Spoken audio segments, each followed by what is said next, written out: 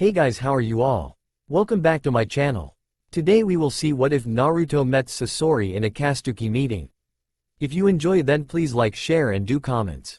Slowly and carefully, Sasori rose to his feet and inspected the battlefield.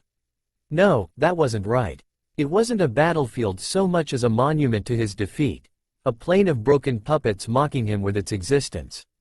Oh, there was plenty of dead flesh among the puppets, but these people had never been more than puppets themselves. Their master was still out there, very much alive. Alive and, in all likelihood, laughing at Sasori. The puppeteer maneuvered throughout the battlefield, inspecting the remains. Most of the puppets were damaged to the point where they weren't worth repairing, and, since one of the downsides to using human puppets was that their parts were not interchangeable, he couldn't salvage pieces of them either. He would have to start over. When he finally reached the remains of Hiriko and found it utterly destroyed, his control over his emotions slipped for a moment and he frowned. Hiriko was his favorite puppet, second only to the third case cage, and now it was gone, along with the rest of his collection. Just like that, he absent-mindedly fingered the storage scroll that held his last surviving human puppet. He didn't know whether it was fortunate or irritating that he didn't have the opportunity to bring out the case cage into the fray. Perhaps the battle would have turned out differently if he did, or maybe he would simply end up losing everything. Orochimaru was going to pay for this.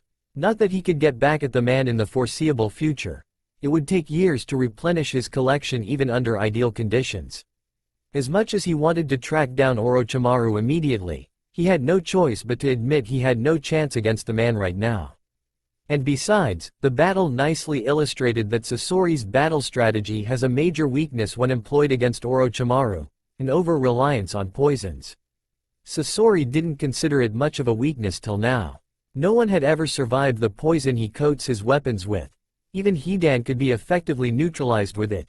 So Sasori's strategy mostly came down to showering the area with as many attacks as possible, since every hit was lethal. It was a strategy that worked flawlessly. Until now, Orochimaru was immune. As a being made of flesh and blood, Orochimaru should have been affected, but Orochimaru clearly wasn't human anymore. To add insult to injury, the demonic-looking fodder that Orochimaru used to distract him was highly resistant to Sasori's poison as well. It took several minutes for the poison to start seriously affecting them, plenty of time to make an utter nuisance of themselves. Fighting Orochimaru one-on-one would have been challenging enough by itself, so this just cemented the Snake Sanin's victory. If Orochimaru knew Sasori had turned himself into a puppet, he would have probably died in that battle. Then again, Orochimaru didn't seem all that interested in making sure Sasori was dead for sure. No matter, the Snake Summoner would regret his sloppiness eventually, because Sasori would have his revenge, even if it was the last thing he ever did. The question was, what should he do now, in the short term? He had no intention of going back to Akatsuki. He had allowed his partner, one that leader specifically instructed him to watch closely for treachery, to defect. Leader was never very understanding of failure, so coming before him in this sort of vulnerable state was a big no-no. Before he even thinks of going back, he needs to replenish his strength and find some way make up for this debacle. In the meantime, it would best if he stays dead for a while. He found a suitable-looking corpse from among the fodder Orochimaru used, stripped him of anything that might tie him to Orochimaru, and dressed him in clothes from one of the puppets. Hopefully whomever leader sends won't look too closely. Most of them were kill and smash type of people anyway, not investigators.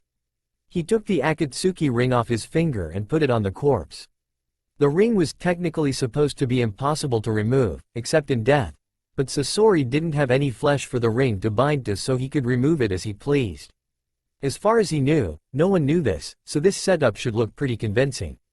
After a moment's thought, he took two other corpses and sealed them away into a storage scroll. If he was going to go after Orochimaru, he needed to find out what was the deal with the demonic appearances of his subordinates, and the nature of their strange abilities. It looked almost like a bloodline limit of sorts. Now all he needed was a place to lie low in. His appearance shouldn't be much of a problem. His blade wings could be sealed away in the storage seals on his back, and moderately heavy clothing should hide other signs of his puppet nature. He felt vulnerable without his armor puppet, but walking around in one would be far too distinctive if he wanted to stay inconspicuous. His best bet was to leverage his spy network, but this was fraught with perils. While his contacts were trustworthy enough for information gathering purposes, he was loath to rely on them in a sensitive time like this. And, of course, Akatsuki would surely try to salvage whatever they could of his spy network for their own purposes, so he couldn't interact with his contacts as freely as he'd like. In any case, if he was going to get back on track in a reasonable amount of time, he needed access to funds and materials. Funds weren't that much of a deal, since he had plenty stashed away exactly for these kinds of occasions, but there weren't many places where he could get the needed amount of materials without raising some eyebrows. Konoha sounded just about right. It was a ninja village, and fairly cosmopolitan one at that, so his mannerisms and activities wouldn't look too out of place. It was the most civilian-friendly ninja village, so he probably wouldn't be scrutinized too closely. Its governance was riddled with convoluted bureaucracies, always a boon when you're trying to hide shady activities. The village has an ample supply of cheap and quality wood, so he would have no problems getting sufficient supply of puppet materials. And finally, he had a number of contacts there that could help him settle in without problems and were reasonably loyal. Yes, Konoha it is. You're sure of this? Asked Pain. We have retrieved Sasori's ring off one of the corpses, intoned Itachi emotionlessly. Pain stared on impassively. No one knew what Sasori looked like beneath that armor puppet he always wore, so it could be a trick of some sort. But he doubted it. The puppeteer would have never have willingly trashed his entire collection, no matter what his goal was. And Orochimaru? Asked Pain. His currently location is unknown. He cut off his finger to foil the pursuit, so we cannot track him through the rain. Pain continued to watch the rain fall over the city, keeping his back turned to Itachi. It was always a possibility, of course, but he had counted on members' reluctance to maim themselves. Orochimaru is the last person he's considered capable of it. After all, several hand seals were now impossible to the snake Sanin, and thus a whole range of techniques as well. It was well known that mastering every jutsu in the world was Orochimaru's obsession. If he went this far, it meant that Orochimaru had found a way to render the injury irrelevant. Damage? Asked Pain more forcefully. Orochimaru took a large corpus of research notes with him when he left, said Itachi, as well as several important researchers. Many projects will have to start over from scratch. Fortunately, Pain had already taken precautions against this happening. He had his reservations against Orochimaru since day one, and had already established parallel teams for all crucial projects. No, there was a lot more serious issue at hand. What about Sasori's spy network? The slight hesitation before Itachi started speaking again told Pain immediately it was just as bad as he suspected. I'm afraid it will be difficult to assume control of Sasori's network without his guidance. Whatever means Sasori used to establish and maintain his network were lost along with him. Merely identifying the agents in question is proving to be a difficult and time-consuming process. Additionally, those agents we contacted are almost without fail loyal to Sasori, not Akatsuki as such. Significant efforts will have to be expended into making them accept us as their new employers. We will salvage what we can, but our information gathering effort will be severely restricted in the foreseeable future. Pain could help but frown. This was a significant setback. There was very few spymasters of Sasori's caliber that weren't aligned with one of the major villages, and their services were exorbitantly expensive. Somehow, Sasori was able to maintain a spy network as extensive as that of a major ninja village, for a quarter of the cost. A feat that not even Pain could replicate. That is all. Leave now. Pain listened absent-mindedly to Itachi's receding footsteps as he thought about his next actions. This changes everything. It wasn't enough to stop him, not by a long shot, but it was aggravating to face such an hurdle nevertheless. Orochimaru would have to be made an example of course. Once the new spy network was up and running, he would find out everything he could about Orochimaru's bases and research facilities, and destroy them. Personally, it is a pleasure to have you here, Sasori-sama. Yakushi Kabuto couldn't help but stare at the red-headed teenager sitting in front of him. There was no way, absolutely no way, that the terrifying and merciless Sasori of the Red Sands, before whom Kabuto had trembled in fear as a little boy, could be this young. It went against some basic facts about Sasori that Kabuto knew about. The teenager in front of him was at most 16, and probably younger. Younger than Kabuto, in any case. Oblivious to Kabuto's doubts, the boy that claimed to be Sasori didn't even bother to look up from the documents he was studying. That at least was Sasori-like. Looking at the boy's face, Kabuto could not see so much as a hint of emotion on it, despite being exceptionally skilled at reading people. There was no unconscious tics, no frowns or lip pursing, not even his eyes wandered around. The boy's face was as lifeless as, "Oh, wow. Is there something wrong?" asked Sasori. No, everything's fine Sasori-sama, said Kabuto cheerily. I just realized something, that's all. Is the information I gathered satisfactory? More or less, said Sasori, finally deigning to look Kabuto in the eyes. Now, can I trust you, Kabuto? It was in that exact moment that the last doubt that this is really Sasori melted away in Kabuto's mind. That serene expression filled with unflinching confidence. He could never lie to this man, he just didn't have the skill. Sasori's eyes peered into his soul, stripping away any deception he might endeavor to erect and leaving his true nature bare before the puppet master. Always, Sasori-sama, said Kabuto seriously. Up until recently, began Sasori, I had been a member of a certain organization called Akatsuki. I worked in a two-man cell with a man called Orochimaru. Of the leaf? Asked Kabuto. Of the leaf, confirmed Sasori. Originally, I had sent you here to get medic nin training so that you could infiltrate Orochimaru's inner circle. He is always looking for medic nins willing to participate in his experiments. However, I am no longer interested in spying on Orochimaru. I intend to destroy him. Kabuto could read between the lines. He was a spy, after all. Orochimaru defeated Sasori rather soundly, and now the puppeteer wanted revenge. Not that Kabuto was complaining. While he wasn't the squeamish type, he didn't really know how he would put up with a monster like Orochimaru. As far as everyone is concerned, I'm dead, continued Sasori. And I'd like it to stay that way. I have much in the way of preparations before I can make my move, perhaps years, so I will make Konoha my temporary base of operations till then. You, on the other hand, will have a task of your own to accomplish. Sasori took out what was probably a storage scroll and placed it in front of Kabuto. The scroll contains 2 corpses of Orochimaru's underlings, said Sasori. They seem to have abilities reminiscent of a bloodline limit. I want you to use your medical knowledge and tell me everything you can about them. Do not fail me, Kabuto. I won't, Sasori-sama. I won't. Uzumaki Naruto walked aimlessly through the streets of Konoha, his orange jumpsuit shining brightly as it reflected the rays of the midday sun. This in itself was nothing unusual. Naruto often walked aimlessly through Konoha. His apartment was really just a place to sleep over and stash what few belongings he had, and he was always outside if he could help it. No, the unusual part was that he was frowning. He wasn't really unhappy, just bored. It was a beautiful sunny day and he didn't have to go to the academy today, which usually meant a fun day for Blonde. But not today. He already performed every prank he could think of and, well, that's as far as his ideas to pass the time went. Oh, he could whip out some lame prank in an eye blink, but that was below him. No, a master of pranks like him does not go for quantity. If he was going to prank someone, it was going to be unique, unexpected, and absolutely hilarious. But he currently had nothing that fit that description. He briefly toyed with the idea of searching out for Sakura-chan, but she was particularly vicious yesterday, so he decided to give her some space for a while. At least until tomorrow. Is her considerate or what?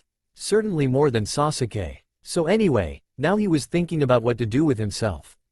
The frown he was wearing was what people who knew him a little better, few as they were, referred to as his thinking expression. Evidently he found the activity painful. And so, with his face firmly pointed towards her ground, his eyes squinting and his hands in his pockets, Naruto rounded a corner and collided with a red-headed teenager who was carrying a stack of wooden boards and other supplies that obstructed his vision.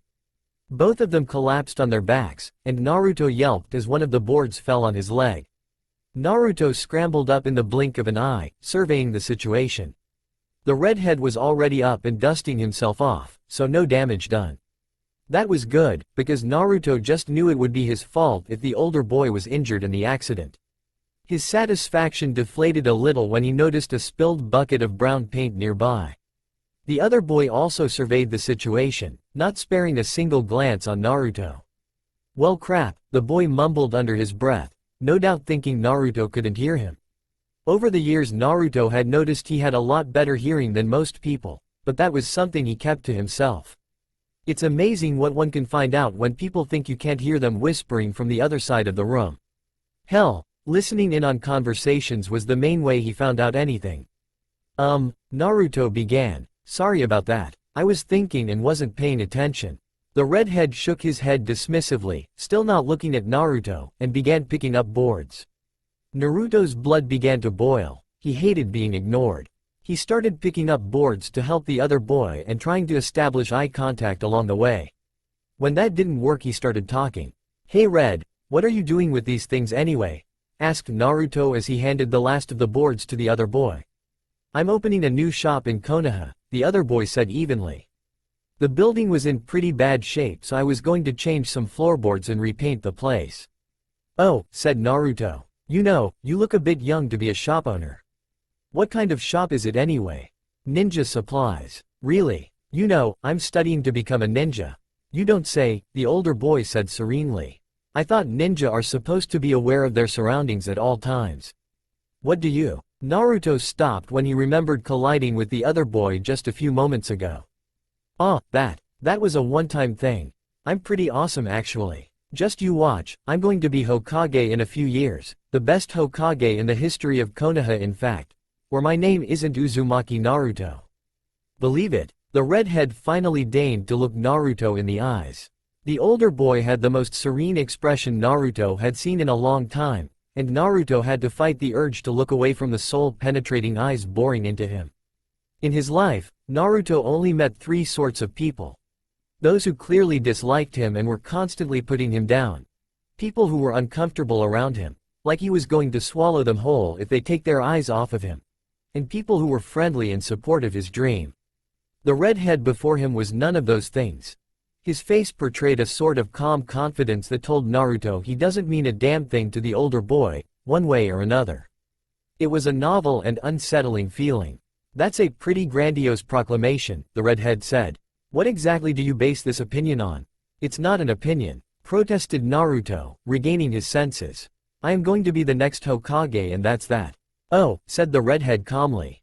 "So it's just unsubstantiated bullshit." The sentence was delivered in such a matter-of-factly tone that Naruto was left actually speechless for a second. Then he got angry. "Shut up," he yelled.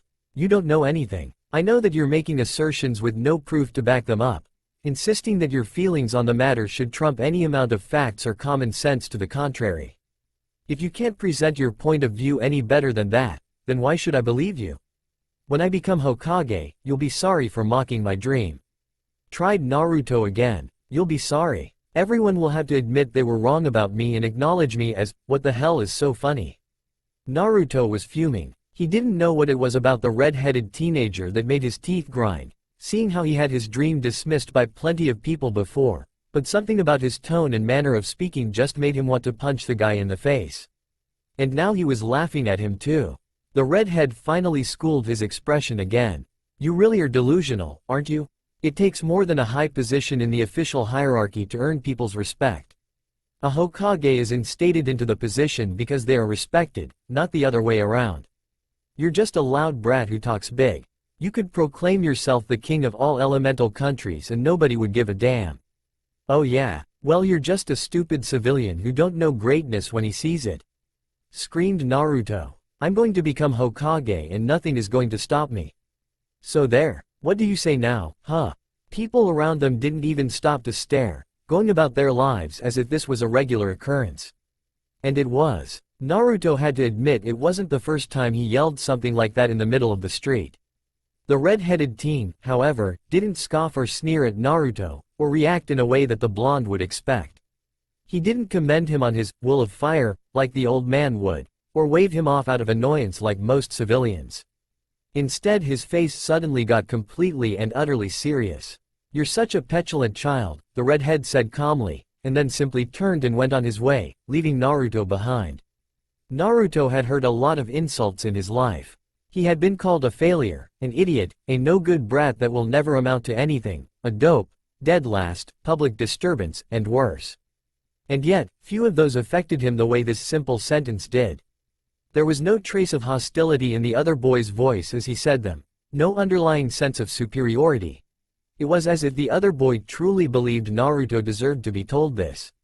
Naruto stared at the can of spilled paint the redhead left behind for a full minute before continuing his aimless wandering, this time with a real frown on his face. Naruto sat on a swing in one of the many small parks that dotted Konoha, half-heartedly pushing himself from time to time. There was nobody there except him, and the only sound that could be heard was quiet creaking of the swing. It would have probably been a rather eerie scene if he weren't used to it by now. In fact, he chose this specific swing precisely because it creaked. Ever since he was a child he found the silence terrifying. His sensitive ears picked up all sorts of creepy sounds when things were quiet. People often spoke mean things to him under their breath when he passed by them in an empty street, thinking he couldn't hear them, and then denied they did any such thing when he called them on it. Sometimes, when things were particularly quiet, he could even hear the soft footsteps of invisible stalkers behind and around him, hiding in the trees and rooftops. It was only years later that he understood that he wasn't insane and that he simply had better ears than other people. The stalkers turned out to be Anbu that followed him around for some reason when he was a child. He would occasionally catch glimpses of their stark white masks, with their animal faces and huge black eyes, and it terrified him.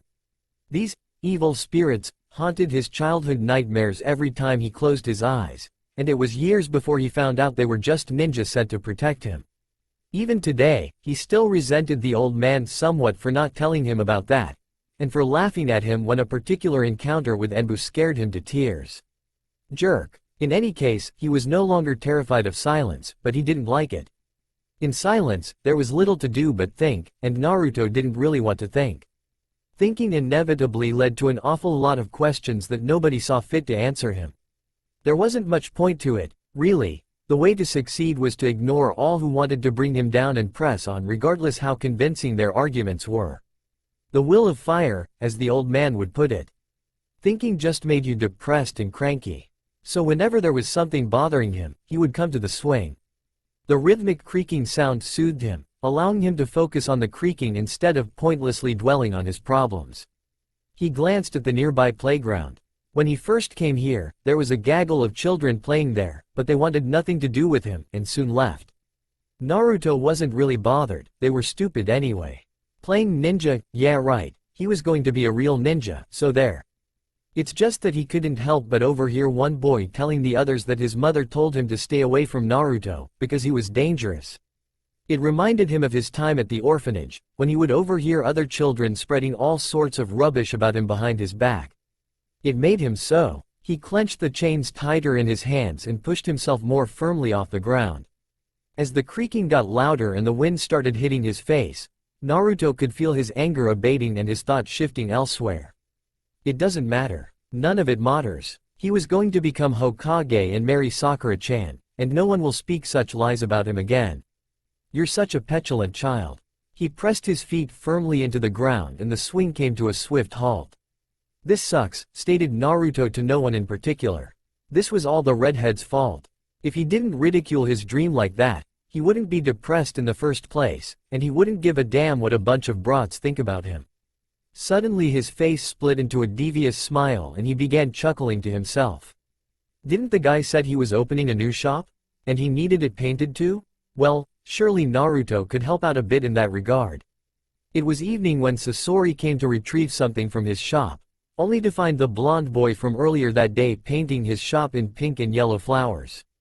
Sasori never really liked flowers. Such transitory things, wilting away after just a few days.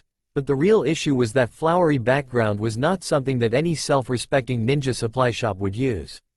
Which was the whole point behind the kid's activities, he supposed. As stealthily as he could, Sasori approached the blonde until he was right behind him. It was surprisingly difficult, actually. The boy had good ears. What do you think you're doing to my shop? The boy jumped in surprise, dropping his brush, but didn't make a single sound. Instead he spun around with speed that surprised Sasori, staring bug-eyed at the puppet master. Sasori's face was carefully twisted into an expression of mild irritation at the childish act of vandalism the blonde was inflicting upon him. I'm helping you out. Yeah, you did said you need to paint the shop, so I thought. Sasori stared at the blonde in silence. Did he look that stupid to the kid? No one would believe such a transparent lie. He waited for a while for the blonde to state something else, but boy just started chuckling and rubbing the back of his head nervously, before quickly scooping up his brush and putting it behind his back, as if doing so would hide his involvement at the shop's sudden flowery motif. He looked ready to bolt at the first sign of danger, but Sasori had no intention of wasting his time by chasing a little kid around like an idiot. That's such a pathetic lie, Sasori said finally. After having been caught red-handed, you can't even admit as much and apologize like a responsible individual. Earlier today you told me you wanted people's respect, and then you do something like this? But, the blonde protested weakly, clearly not expecting this kind of interaction.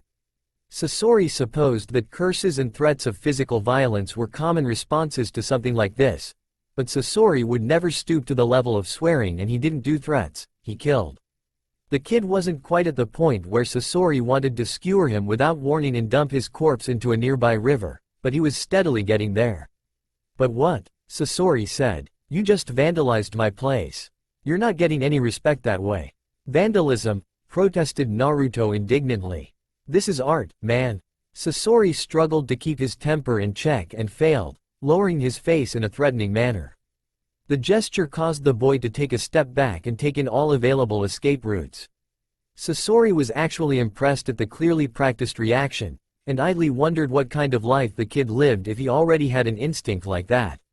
Art? Sasori asked in a deceptively friendly tone, his eyes boring into boys, daring him to repeat what he just said. Why yeah, the boy answered. He swallowed heavily, clearly trying to summon his courage. It takes a lot of skill and effort to do something like this. I had to evade the patrols and find a window of opportunity long enough to finish painting the place.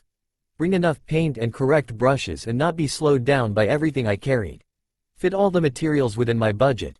Paint everything in less than an hour. Lots of things. And look how pretty the flowers are. That takes some skill. It made some twisted sort of sense. No doubt organizing something like this took a non-trivial amount of effort, and the boy clearly cared about his workmanship enough to argue with the man whose property he just vandalized. Still, at the heart of things this was just a childish prank, superbly executed or not, and Sasori wasn't going to encourage it. Yes, I bet your parents would be real proud of you, Sasori said. My parents are dead, the boy said angrily. So are mine, Sasori shot back. The point remains. The blonde grunted and backed off. Which was good, because Sasori never had much patience with the lack of parents excuse. And it wasn't because Sasori lost his parents too, either, it's just that Sasori had lived long enough to see plenty of people whose lives were, to borrow a phrase he overheard a few days ago, utter suck age. There were far, far worse fates in the world than losing one's parents was. It was a prank, okay? Said Naruto quietly. It's what I do. I prank people. I thought everyone knew that. Sasori cocked his head to the side in a curious expression, like a bird studying a shiny object. The child was baffling, and Sasori didn't like things he didn't understand. He liked to examine them until they make sense, vivisect them if he had to. Fortunately for the boy, verbal answers should be sufficient in this case. Why do you prank people? Begun the boy. It's fun. I make people laugh. Sometimes. Really? Sasori responded. For a moment I thought it was revenge for disagreeing with you when you ran into me earlier. The blonde looked down into the ground. You were making fun of me, he protested weakly. Actually I was just being dismissive, Sasori said.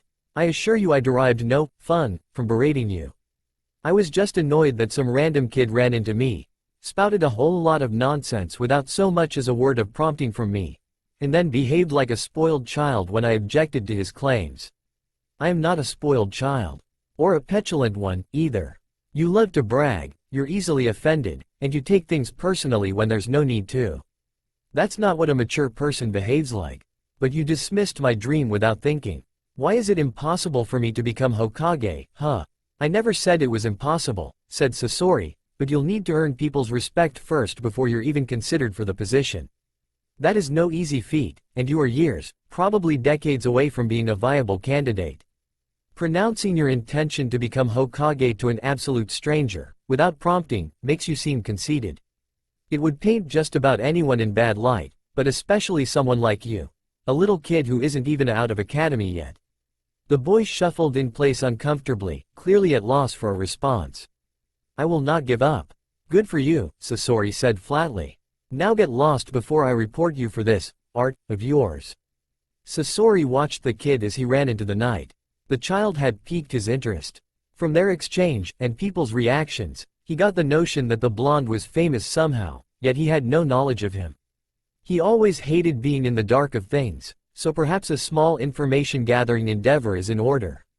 He needed some time to clear his head, anyway, and how hard should it be to shadow someone like that kid? Uzumaki Naruto, was it? He glanced at his shop. No way he's scrubbing off all that paint. That's the sort of thing rookie genin were for. He'll just post a request for a D rank. Yes, Sasori had a petulant side too.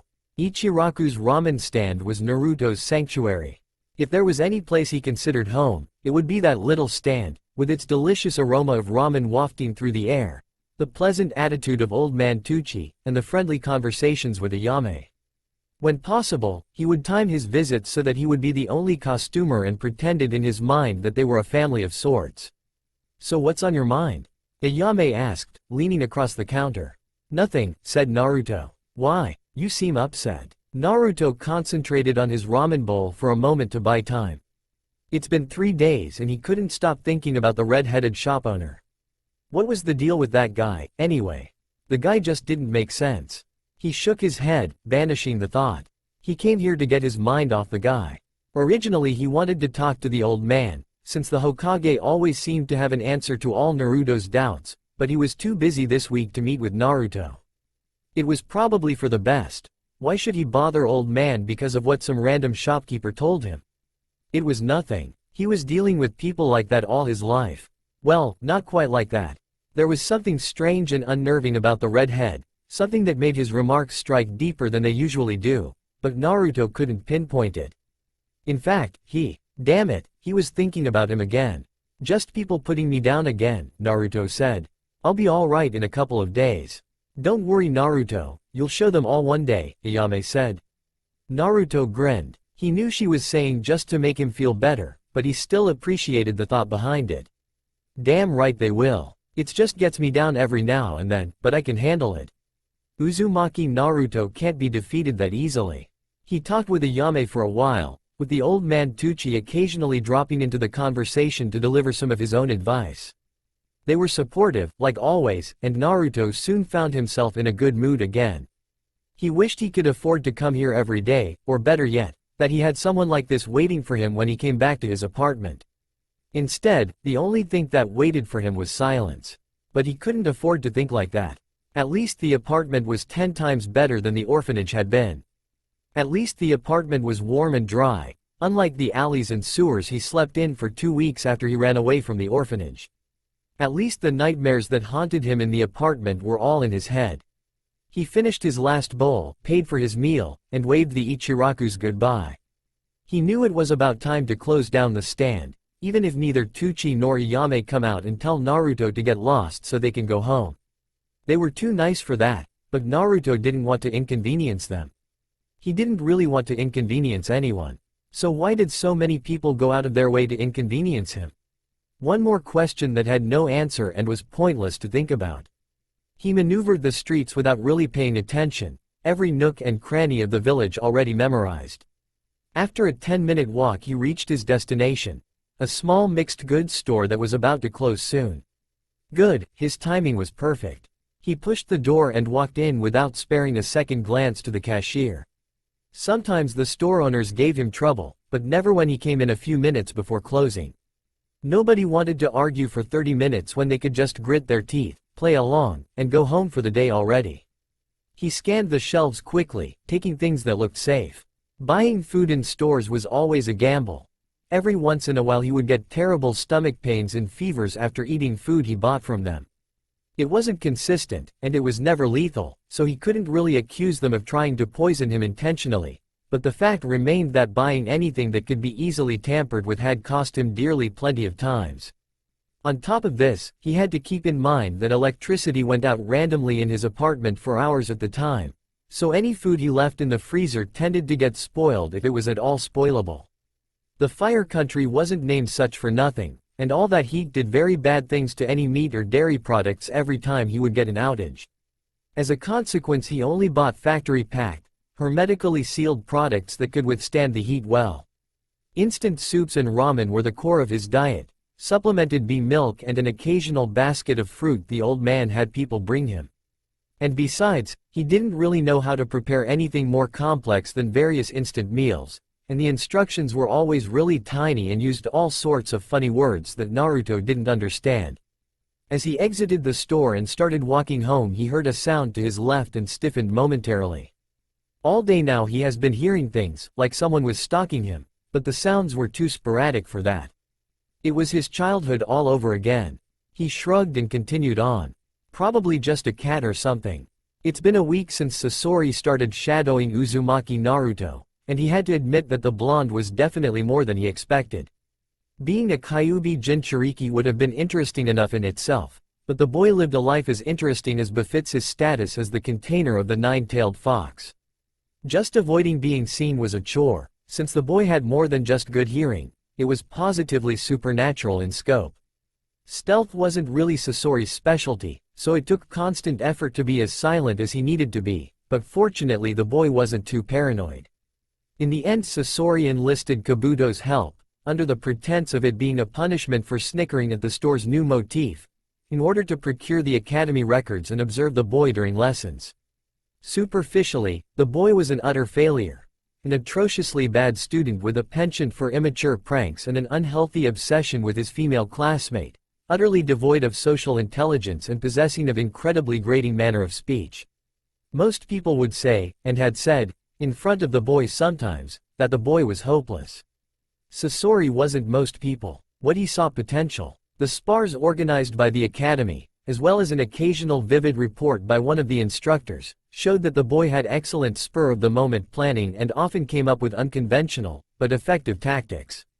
Clearly the blonde had a good grasp of strategy stuffed somewhere in his brain, squeezed between his obsessions with becoming Hokage, ramen, and that Haruno girl. His ability to live alone without becoming a total slob displayed depths of logistics and willpower that many men 3 times his age couldn't muster. Finally, considering the complete disinterest the vast majority of academy instructors had for him, the boy was doing surprisingly well. Sasori couldn't deny he was interested in Naruto. There was some part of him that he didn't even know he still had that sympathized with the boy's plight. And in the worst case, maybe he can find out something that might be of use if he ever decides to go back to Akatsuki. Really, he didn't have to do much. He would just talk to the kid and see where it leads. Maybe Sasori's influence will rub off on the kid, and if not, well, it's not like he lost much, did he? Naruto didn't have anyone to help him, either in his calling as a ninja, or in life. The 3 people he interacted with on positive terms were little more than acquaintances by standards of other people. He had no one he could really go to if he had a problem, no role model, no one he could reliably count on. The boy was desperate to find someone, anyone, who would not hate him or ignore him. And Sasori was going to be that someone. Happy birthday, Naruto. Sarutobi suppressed a chuckle of amusement as Naruto grunted something vaguely like, "Thank you," before continuing his assault on the ramen bowl. The boy was so easy to please. It made him feel bad for not devoting more time to the child, but he was swamped with obligations. The Kyuubi attack and the Uchiha massacre were both massive blows to Konoha's power, leaving scars that would take decades to heal. Other villages were constantly probing for weaknesses. The Hyuga incident came to mind, and internal power plays threatened to blow out of control, various interest groups bickering amongst each other in an attempt to fill the power vacuum created by the village's misfortunes. Konoha was a giant mess right now, and Sarutobi was in charge of dealing with it. Try as he might, he was just too busy to devote more time to his adoptive grandson. It's not easy to garner respect when everyone knows you're just a placeholder until a suitable successor is found, even if you are the famous professor. It's not easy to assign missions to proper teams when a large section of your forces has been only recently promoted to their positions.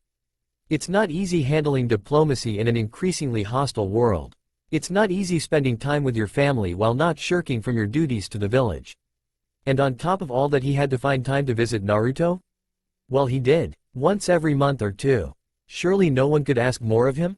"So, 10 years old, huh?" said Ayame, more as a statement than an actual question. Yup, answered Naruto, temporarily breaking off his speed eating. 1 year closer to becoming Hokage. I'm not so sure, said the old man mischievously. If what Iruka is telling me is correct, you'll be glad to even graduate from the academy. That's mean, old man, protested Naruto, but quickly twisted his face into his signature foxy grin. You're just afraid for your job, so you're trying to demoralize me. Uzumaki Naruto doesn't quit that easily. I'm glad to hear that, said the aging Hokage. Determination is a crucial skill for a ninja. Still, I'm somewhat concerned that a potential Hokage is unwilling to do the work necessary to qualify for the position. Will you shirk from your responsibilities as a Hokage too? No, shouted Naruto, rising from his stool. I'm going to be the best Hokage ever. I wouldn't betray the village like that. Sarutobi locked eyes with Naruto, who looked directly into Sarutobi's eyes, as if daring him to contradict him. Even when Sarutobi leaked a minute amount of killing intent, Naruto refused to back down. Hell, the boy didn't even flinch. Sarutobi couldn't resist chuckling in amusement at that kind of bravado. The will of fire burned strongly in him, indeed. Naruto didn't seem very pleased that his heartfelt proclamation was being laughed at, though, and returned to his meal, mumbling about how nobody takes him seriously. I heard you tried to reach me last week, said Sarutobi. I'm sorry that I couldn't meet you, but I was busy and your birthday was close, so. It wasn't anything urgent, I hope? Nope, said Naruto casually. I just had a chat with someone and it made me think. I just wanted to talk to you a bit. Well, I'm all ears, Sarutobi said. It was nothing important, said Naruto, shaking his head. I've dealt with it. How is being Hokage working for you? I manage, Sarutobi said. Good, don't you dare retire before I'm ready to take your place, old man, Naruto warned. Well, you better hurry and improve, because I don't plan to stay Hokage for more than a decade. As you are, you're not looking like a very promising successor. I know, I believe you, but you have to look at things my way. You're lagging behind all your peers. Accuracy, ninjutsu, taijutsu, academic knowledge, you're not very good at any of them. Yet instead of trying to catch up to your classmates, you're spending your time playing pranks on people. That doesn't look very responsible. Naruto's face twisted itself into a sour expression. Sarutobi suspected he wouldn't get an explanation for the boy's bad performance. He found it hard to believe Naruto's problem was laziness, but how else could he explain his abysmal scores? He wasn't abused, Sarutobi was sure of that. While there were certain incidents, when he was younger, Sarutobi's vicious executions of anyone bold enough to attack the boy physically dissuaded potential assassins and thugs. Now, as if in protest against not being able to hurt the boy, people just ignored Naruto as best as they could. Which wasn't all that easy when you're dealing with a loud, orange-clad kid practically bouncing off the walls with barely contained energy. Yeah, I know, said Naruto finally, rubbing the back of his head and chuckling nervously. Sarutobi was honestly surprised. Naruto had never before admitted that his performance is unsatisfactory in any manner. I'll get better, I promise. Sarutobi wanted to say something, but he knew he did enough damage. His appetite lost, Naruto proclaimed he had enough ramen and disappeared as fast as he could without appearing like he's running away. Sarutobi wished he brought that subject up on some other meeting, not on the boy's birthday. And after the boy had finished eating, he had expected Naruto to deny the accusations with all his breath and press on, not this. It seems the stream of constant failures was finally getting to the kid. Watching at the corner behind which Naruto disappeared, Sarutobi cursed Minato for the mess he left him with, and his two best students for running off like emotional teenagers. It wasn't supposed to be like this. With a sigh, Sarutobi paid for the meal and started walking back to his tower. Hopefully, Naruto would overcome whatever problems held him back and make something of himself. Hope. That's all he could do for the boy right now. Naruto walked into his apartment with a sigh of relief. Even though he only treated his apartment as a place to sleep and a storeroom for his bulkier belongings, he was glad he had the place. It was rather calming to be here, secondly only to sitting on one of the Ichiraku's stools. His apartment might be a dump, with cracks running through the walls, a broken window repaired with duct tape, hid and miss utilities, and a million other imperfections, but it was his. There was something comforting in that fact. In the orphanage he had to make a scene whenever he wanted something to be done, But now that he had an apartment all to himself, he can shower when he feels dirty, eat when he's hungry, and get clothes for himself without them mysteriously disappearing. But his mood wasn't particularly upbeat.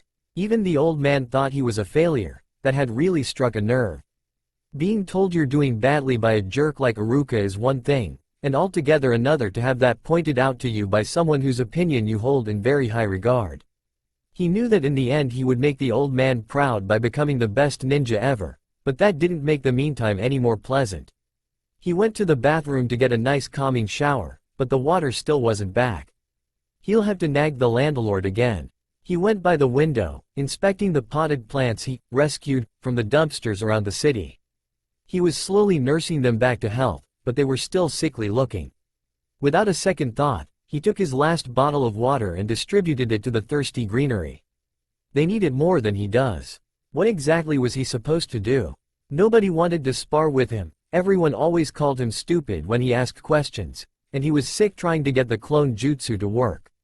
The instructors never helped him unless he was being a total ass, and even then they just told him what he was doing wrong, never how to fix it. He was reduced to overhearing advice given to other students and doing his best to apply it to himself. Maybe he could work on accuracy? It's not like you need to know some deep secrets about how to throw a kunai. Yes, that could definitely work. He quickly found his kunai bag and left for his super secret training ground. He would practice his throwing till the sun sets down, and by tomorrow he'd be the best in class.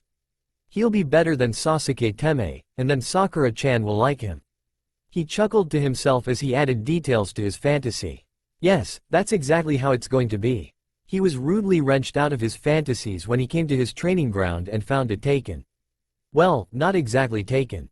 The training ground was big enough for dozens of people, and the two of them could comfortably use this one without bothering each other.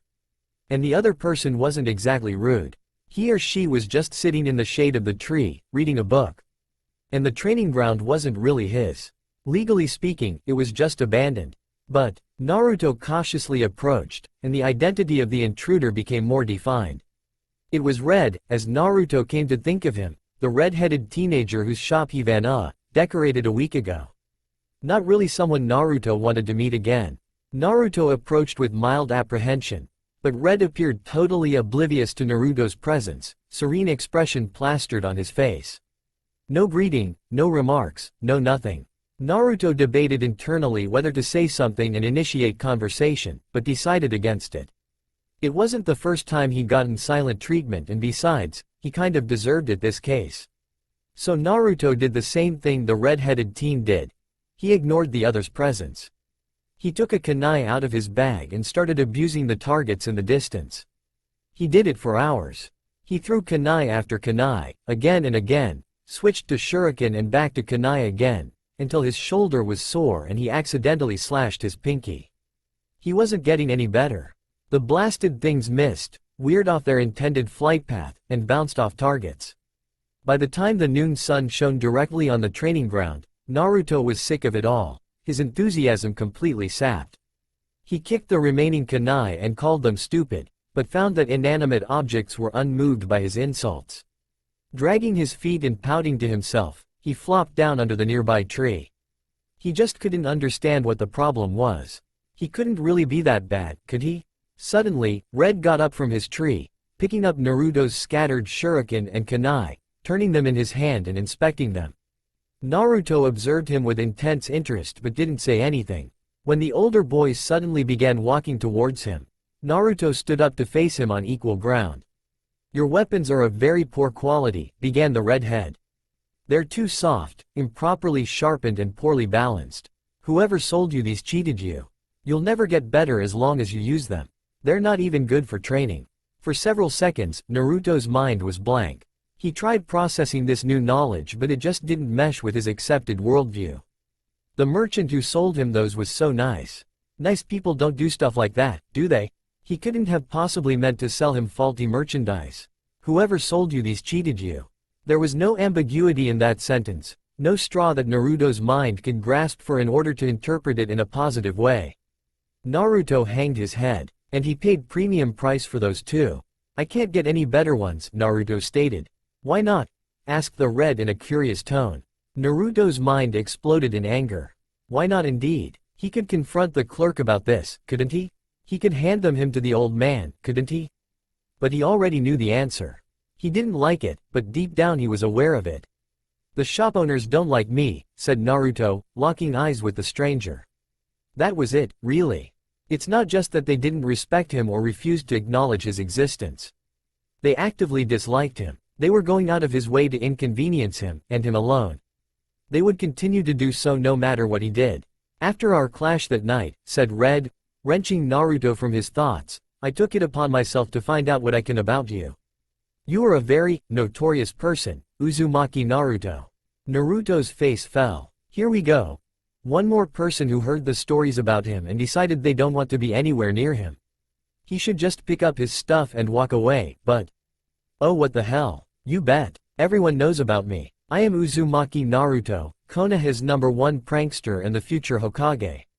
I see, the other boy didn't change his expression, not for a moment. Well Naruto, if the shop owners won't let you buy proper equipment, how about you let me buy it for you? Naruto's face shifted into his patented foxy grin. This guy wasn't so bad after all. Naruto jumped in the air, punching the sky. 4 out of 10, a new record. Well, for him at least. Red was right. Everything was so much easier with his new kunai and shuriken. He made a mental note to prank the asshole shopkeepers that sold him that crap.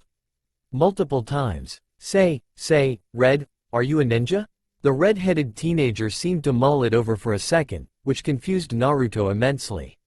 How hard can it be to answer a question like that? Either you are or you aren't. I am an artist, he said finally. Huh? I'm not a ninja, no. Oh, said Naruto, disappointment evident in his voice. He brightened quickly however, not wanting to insult his new friend. No matter, you're still okay as far as I'm concerned. So how do you know so much about weapons? I am a shop owner of a shop dealing in ninja supplies. I believe we established that on our first meeting. Oh, right. Anyway, you must have talked to a lot of ninja, then. I have. Naruto was ecstatic. He finally had someone to talk to. Old man was busy all the time. Tucci and Ayame weren't into ninja stuff, and he didn't really have anyone else to nag. He proceeded to bombard Red with every question he could think of. Initially he wanted to get as much as he can out of him before the older teen decides he tolerated Naruto's presence long enough. But 2 hours later it became clear that Red had inexhaustible patience. Even Ayame couldn't put up with him for that long. But Naruto decided not to push his luck. He'll be patient and ask him more some other time. He can be patient when he wants to. Really, he can. Plenty of days available. Now that he thought about it. Hey Red, can we meet tomorrow here? Yes. Your parents won't mind? My parents are dead, Naruto. We established that on our second meeting. Is your memory really that faulty or is it simply not worth your time to memorize simple personal details about me? Naruto froze. No, it's just, I sort of didn't pay attention then. Red's eyes narrowed. Wait, that didn't turn out right. I meant to say, it won't happen again, I promise. Red, ninja store owner, parents dead. See? I remember. Good, said Red icily. I have no intention on talking to people who don't bother to listen. My time is valuable. I listen, protested Naruto. Geez, I forget one detail and you're already on my case.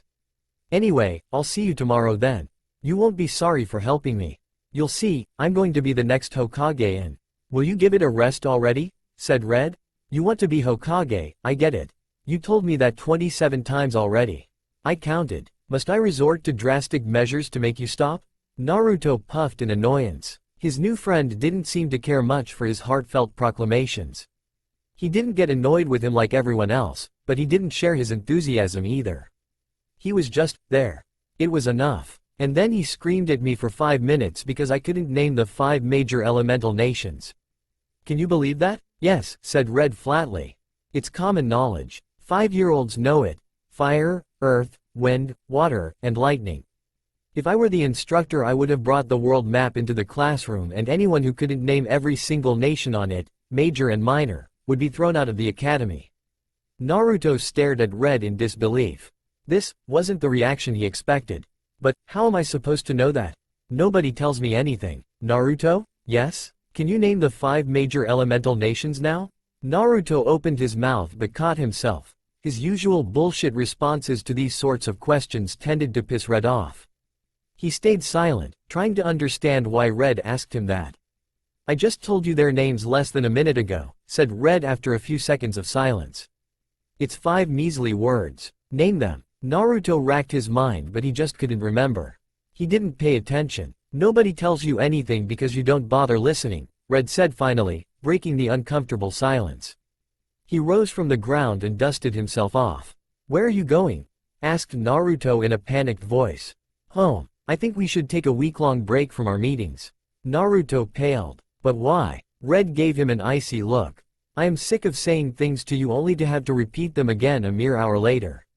You don't appear to be listening to a word I say, so I don't see why you need me anyway.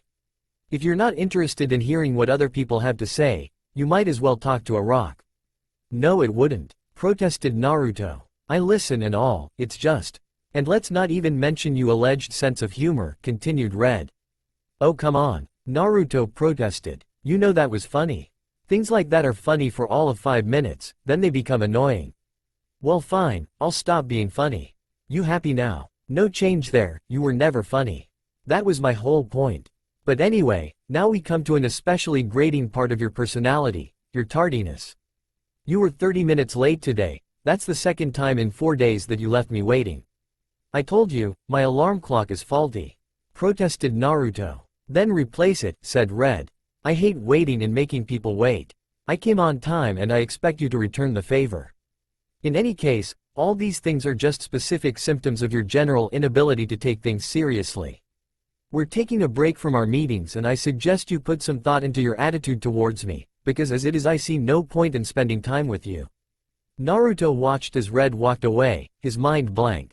These past 4 days were some of the best he had. He finally had someone willing to listen to him. Someone who didn't ridicule him much. Someone who didn't find him annoying. Well, intolerably annoying. He didn't understand what the big deal was. Just because he didn't know the names of those 5 nations, Red lost it? That was one thing he didn't like about Red. He didn't play by the rules. Naruto knew how to deal with most people. Red just didn't fit. There was no ready-made responses Naruto could marshal. As he thought about it all for the next hour, sitting unmoving in the training ground where his red-headed friend left him, Naruto finally understood what was it that the blonde found so uncomfortable about Red when he first met him. Red made him think. There was no other way to deal with people who didn't behave like they're supposed to, after all. The trouble was that Naruto wasn't very good at thinking. But if he didn't think, Red would stop meeting with him. So he sat, and waited, and thought, "I'm sorry I didn't listen to you. I'll get better, I promise." HMPH. Naruto was now getting annoyed. He apologized, didn't he? He was sorry, wasn't he? He promised he would get better, didn't he? So what the hell was this all about? "Geez, I apologize and everything and you're still being a jerk," said Naruto. "Why is everyone always on my case, anyway? It's hard to believe in the sincerity of your apologies, because you're such a rude and irresponsible child," said Red, putting a special emphasis on child, clearly aware how much Naruto hated to be referred to as such. "I'm not any of those things," shouted Naruto, pointing at Red with his outstretched finger. "I bet you can't name even one event where I—" "Naruto," Red said suddenly, the seriousness stopping Naruto in his tracks, "do you know what my name is?" Naruto stared blankly at his red-headed friend. "Your name? Not a difficult question to grasp," said Red. "Taking into account your baffled expression and your habit of referring to me as Red, I will assume you're just trying to buy for time and that you don't, in fact, know what my name is. Am I correct?" Naruto simply looked towards the ground as a response. "I know your name is Uzumaki Naruto," Red continued. "I knew this since our very first meeting. Yet even after several days of meeting with me, you don't want to know what my name is." "It's not true. I want. It's Sasori, by the way." "Sasori," repeated Naruto feebly. "Not asking for people's names and giving them random nicknames instead is rude and inconsiderate. It also makes it hard for people to understand you, since only you know what these nicknames refer to. I've lost count of the number of times you've dropped smokestack, pineapple head, bastard, or old man into your monologues. How am I supposed to know who these people are?" "Well, that's easy," said Naruto. "Smokestack is. It doesn't matter. Are you going to explain this to everyone you talk to? People have names for a reason." Okay, I get it. Your dismissive tone says otherwise. Do you honestly think people can't tell when you're taking them seriously and when you're just trying to blow them off? If you don't want to work on yourself, at least be upfront about it so people aren't tempted to waste time on giving you advice. Well, Naruto began, flustered and irritated. Maybe if people actually gave me advice about things I wanted to know about, I would actually listen. That would be a terrible way to teach anything, said Sasori. People generally want novelty and neat tricks, something exciting and interesting. Useful advice tends to be dull, tedious, and familiar. They've heard it all before, and it sounded like a lot of hard work and self-discipline. Case in point, I noticed you've stopped practicing your accuracy since our first meeting. Oh, that. Well, I figured since I'm a lot better now I should. Stop bothering and coast by on a least amount of effort? Offered Sasori. Naruto frowned. Who cares about the stupid kunai, anyway? I want to learn cool jutsu, anyway. And who's going to teach you these cool jutsu? That's right, no one. The worst thing about it all is that you have the gall to talk about how you're going to be at the top of your class by the time you graduate. You don't get to be at the top of your class just by knowing cool jutsu. So instead of putting some effort in your free time and getting well-rounded skills, you're waiting for some mythical, cool jutsu that will let you compensate for your lack of practice. Naruto wanted to say something, he really did, but Sasori's words really hit home for Naruto. He didn't know why, but he felt just awful after being chewed out by Sasori like that. Not awful like he felt when the villages put him down for no reason. That just made him angry and irritable, but the sort of awful where he felt like shit. So, what do you think I should do about all this? Practicing was a chore, but Naruto had to admit it was working. After 2 weeks of practicing his accuracy every day, he was already capable of hitting 80% of the targets. He was so excited the first time he did that, but Sasori merely told him to keep going at it until he can hit them all, consistently, and that maybe he should increase the distance to make it more challenging. Naruto was annoyed at the time. Annoyed that Sasori didn't praise him for his achievement, annoyed that he was told to make things even harder now, and annoyed that he was ready to call it quits after a minor success like that. He didn't like acknowledging criticisms, but Sasori was definitely right about one thing: Naruto didn't work nearly hard enough. He knew this because he had been stalking Sasuke around for the past week, and had seen his rival's training regimen. Even discounting the fact that Sasuke had personal trainers, he practiced far harder than Naruto did. And Naruto would never let Sasuke win. If defeating that bastard meant practicing every day, then so be it. But that was neither here nor there. Sasori had invited him to his store, and Naruto would be damned to miss an opportunity like this. He had always wanted to take a good look at the various stuff ninja stores were selling, but he never really had a good enough excuse to linger around. Ninja store owners tended to be leery of costumers that stayed inside longer than necessary, and being Uzumaki Naruto didn't help. He cautiously entered the store, only to find Sasori lazily looking at him from behind the counter. True to its purpose, the store was filled with weaponry, backpacks, arm guards, explosive notes, all sorts of ninja equipment. Naruto looked around like a kid in the candy store. Sasori? Yes? Can I check them out? Anything except explosive notes. Naruto let out a victory cry and ran around, inspecting the weapons and equipment on display. Sasori's store was a high-end one if the price tags were of any indication. Normally he wouldn't even be allowed inside a store like this. He stopped swinging an inked black kunai, thinking about it, before asking Sasori about it. Sasori, I thought stores like this don't allow non-ninja inside? Not as costumers, no. Oh, said Naruto. I get it. It's alright for me to be here as long as you don't sell me anything. I'm fine with that. I don't have the money to buy this stuff anyway. He spent a full hour darting around, before he realized it was unwise to keep Sasori waiting so long. The older boy was a nice person at heart, but only as long as Naruto threaded carefully around him. He wasn't someone you could take for granted. So, began Naruto. What now? You said you wanted to talk to me about something. I have a job offer for you. That was unexpected. He stared blankly at Sasori, who simply returned his gaze in silence. A job? Said Naruto incredulously. What kind of job? Paperwork, mostly. Paperwork? Asked Naruto, as if Sasori asked him to swallow a live centipede. Why would I want to do that? You say you want to be Hokage, correct? Yeah, Being Hokage means reading reports, assigning missions, handling supply logistics, that sort of thing. In other words, paperwork. Think of it as training for being Hokage. When I become Hokage, I'll ban paperwork, said Naruto matter-of-factly. And the second reason is that I'll be paying you 500 ryo a month, remarked Sasori casually. Naruto's objections collapsed in his throat, leaving him speechless. 500 ryo a month? For paperwork? That was a lot of money. Sasori, I can't accept that. That's way too much money you'd be paying me. Fine, then you get 10 ryo. What? How do you get from 500 to 10? It's a life lesson. Offer someone a finger and they'll take your whole arm. Now that I know you'd be willing to work for less than 500, it's time to see just how low. Naruto glared at Sasori. Yeah, well, now I refuse to accept the job for less than 600 ryo. What now, huh? Deal. Wait here while I go get today's stack.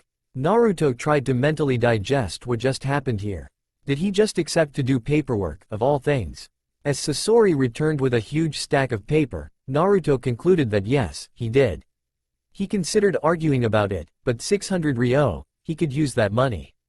He could finally get some decent gear, buy new pots for his plants, maybe some new plants too, get the window fixed, eat more often at Ichiraku's, lots of things. So what do I do exactly? Review orders and letters I got in the past week, do an inventory of all the merchandise and order new shipments of needed items. You trust me to do things like that? Of course. Wow. So what happens if I make a mistake somewhere? I've never done anything like this in my life. Like, what if I order a bunch of useless shuriken or something? The losses get taken out of your salary, of course. What? It's only fair. Now get to work. I'll be helping you for the first few weeks to see if you're any good. Naruto just couldn't understand Sasori. He just gave a 10-year-old a task of doing something this important. What kind of person does something so, stupid? No, of course it wasn't stupid. Sasori just saw how awesome he is, the first in the line of many that realized his greatness. Besides, the redhead didn't look that much older than Naruto, and he was presumably handling it himself up until now. It was harder than it looked. He was never all that good at reading, and the documents used all sorts of fancy terms, but he had Sasori looking behind his shoulder and helping, so he persisted. He couldn't quit now that Sasori had placed too much faith in him. It would be admitting failure and he couldn't have that. Sometimes, Sasori would want to know why he chose to do this and not that, and prodded Naruto for explanations. Naruto was kind of pissed at that, because it was obvious that he did something wrong, and Sasori, instead of telling him what it is, would insist on trying to make him think of the answer on his own. What was it with Sasori and thinking, anyway? When they got to the numbers, Naruto nearly had a seizure, until he realized it's nothing like math in the academy. This was mostly simple addition and subtraction, not the weird math where you swap letters and numbers. But it was still boring, so he could definitely see why Sasori didn't want to do it himself. That's enough, said Sasori finally. I'll be closing for today. Phew, I can see why old man hates this stuff so much. Naruto blinked as Sasori threw a stack of bills and a small book in front of him. That's 300 ryo. You'll get the other 300 at the end of the month. You know, I can't be here all the time. I'm still a student at the Ninja Academy. That's fine. You're not needed all the time. Come whenever you're free, as long as you don't let the paperwork pile up. I don't care about the amount of time you devote to it. Naruto picked up the book and looked Sasori in a silent question. It's an action novel, said Sasori casually. I know you might like it. Naruto suppressed the urge to snort. Reading? For fun? He'd sooner drive nails into his fingers. But it was a gift from Sasori, so he would keep it out of consideration. He found a pocket on the inside of his jumpsuit and placed the book inside before promptly forgetting about it. Overall, the day wasn't the sort of thing he was expecting. Somewhat dazed from the experience, Naruto trudged off towards his apartment, mulling about today's event in his head. His life kept getting more and more interesting ever since he met Sasori. But that was a good thing. Sasori was a little too optimistic. It took Naruto 3 whole months till he got the hang on his job, and Sasori was curiously understanding of Naruto's difficulties. The redhead was always willing to answer questions and help Naruto out. As long as Naruto actually listened, that is. Sasori seemed to have a sixth sense when someone is tuning him out. Gradually, Naruto came to rely on Sasori for all sorts of things. seeking out the older boy's advice when in doubt. Sasori was a lot more approachable than the old man, and a lot less cryptic as well. Even though Naruto often didn't like what Sasori had to say, he still respected the redhead. Unlike everyone else, who either ignored him or called him stupid for asking things that everyone knows, Sasori took him seriously. Though that's not to say that Sasori went easy on him. Man, that Sasuke is. Will you shut up about Sasuke? Or Sakura for that matter? I don't care. Naruto cringed. Sasori didn't raise his tone, but his annoyance was obvious in his every word. I'm just bothered by him.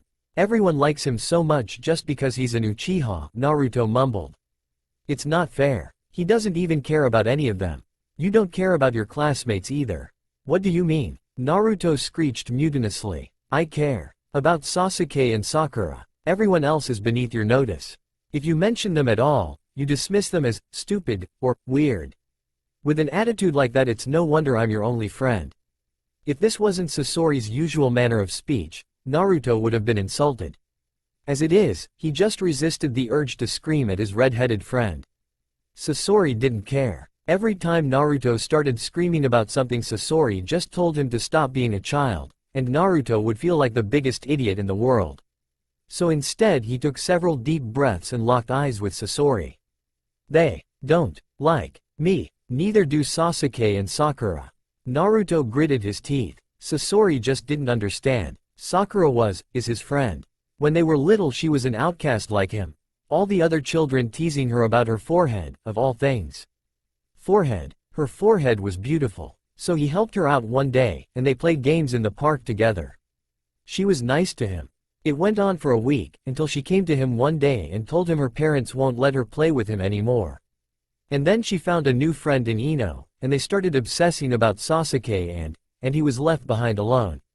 Again, she didn't even remember him anymore, but Naruto couldn't let it go. They were so alike, even now. Her friend, Ino, broke up with her over Sasuke. The rest of the class mocked her behind her back, and Sasuke wouldn't give her time of day. Yet she persisted. That sort of determination was just like his own, and he respected her for it. He's the only one who respected her, the only one who believed in her. Why can't she see that? What does she see in Sasuke? He asked. Sasori continued scribbling on the pieces of paper scattered on the table. He is rich, handsome, extraordinarily gifted, comes from a prestigious family, and has a tragic past that strikes a chord in people's hearts. He's a cold-hearted bastard. Or alternatively, he has a wounded heart just waiting for that special girl whose love can heal it. A lot of people are suckers for broken birds. Girls are stupid, then. Congratulations, Naruto. You just made a sentence that is both hypocritical and east with only 4 words. What do you mean? If there's anything I learned from your endless soliloquies about Sakura, it's that you think she's broken and that you're that special someone who can fix her. Naruto denied that until he ran out of breath. How could Sasori even suggest that? Sakura wasn't broken, she just had a few rough edges that needed to be smoothed out. But she was perfect otherwise. If you love someone for what they could be, instead of for what they are, you obviously think there is something wrong with them, countered Sasori. If it makes you feel any better, you're not the only guy who's like that. That particular tendency transcends gender boundaries. A lot of people think they have what it takes to fix people and bring out the nugget of gold hidden underneath. Sometimes they're right, sometimes they bite more than they can chew, and some people are not worth fixing. Be careful of burning too many bridges to reach your precious Sakura. What bridges? I ain't got any bridges to burn, Sasori. And you never will, if you continue to act this way. I doubt anyone will want to be around you if you keep obsessing about Sasuke and Sakura. Not everyone is as tolerant, and I am. Naruto scowled at him. Sasori, tolerant? Yeah, right. All right, what do you think I should do, then? Talk to your other classmates. Give them a chance if they're not openly hostile. Are there any other outcasts beside yourself? People dismissed by the rest of your classmates are your best bet. They have the least to lose by associating with you. And for the love of Kami, don't mention Sasuke or Sakura to them. There must be something, anything you can talk to them about beside that. Even ramen will do. Naruto furrowed his brow in concentration. Truth be told, he tried approaching everyone in class and found them all to be either dismissive, hostile, or avoidant of him. He could think of only one person that didn't have an immediate adverse reaction to him, and he definitely wasn't popular. Well, there is that silent weirdo that always wears sunglasses. No, yeah, he's kinda creepy. That's not what I meant. I meant you shouldn't refer to him as a weirdo. He has a name, I presume? Ah, why yeah, Shino. Aha. There aren't a lot of things that could leave Aburame Shino confused, but when Uzumaki Naruto approached him during the lunch break he was truly stumped for an explanation. At first he was guarded. The blonde was infamous for his pranks, causing Shino to rack his brain in an attempt to spot one coming. Or at least come up with a reason for being targeted. He had noticed that the blonde didn't really choose his victims at random, that the person being pranked always provoked him somehow. Though Uzumaki seemed to have a very trigger-happy definition of provocation. He could think of nothing he did to provoke the blonde, seeing how they never really interacted, but who knows what thoughts dwell in the mind of someone as illogical as Uzumaki Naruto. But no prank ever came. Naruto politely introduced himself, without excess shouting and without a single mention of how he was going to become Hokage. This set off all sorts of alarms in Shino's head, as it was untypical to the boy's general attitude, but still he found no reason for his paranoia. After hearing Shino's curt introduction in return, Naruto sat down beside him and began talking. The first day he simply asked Shino simple questions. Meanings of certain words. Requests for clarifications of academy material, inconsequential things. At first Shino suspected he was being tested in some manner, but quickly discarded that theory. The blonde truly didn't know the answers to these questions, simple as they may be. Though he felt Uzumaki should have already known these things, it was in his nature to respond concisely and accurately. That Naruto didn't mock his style of speech definitely earned the blonde some points in Shino's book, however. If this was all there was to it, Shino would have dismissed it as an isolated curiosity, but Naruto was back tomorrow. This time he didn't ask questions. After exchanging greetings he just sat down beside him and spent his break mostly in silence. He did make a few offhand remarks, but nothing that merited a response in Shino's opinion.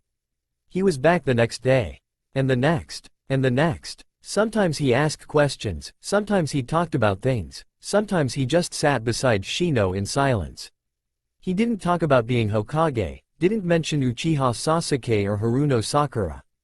Instead, Naruto talked about the academy and his thoughts about the material taught in it, about the challenges he faced in living alone, and about his favorite places to go to in Konoha. Shino listened to it all, transfixed by the cheerful voice of Naruto as he explained Shino the best way to get by if you lose your utilities for a few weeks. It wasn't that it was so terribly interesting, it was quite mundane actually. It was just the combination of Shino's ingrained tendency to listen attentively no matter what, and the fact that Naruto's life was so unlike anything he ever imagined. Naruto's world was almost surreal. An empty world in which his only contact with people was a meeting with the Hokage once a month and an occasional interaction with the teachers and students in the academy. He didn't live in an orphanage, as Shino would have suspected. He lived alone in his own apartment, doing his own chores. He worked at a ninja supplies store to get some side cash because his orphan stipend was barely enough for him to get by. He had no friends his own age and seemed to lack knowledge most people took for granted, having learned it from their parents and peers as young children. In light of this, his abysmal performance in the academy didn't seem so strange. Uzumaki Naruto possessed a depth that Shino would have never suspected.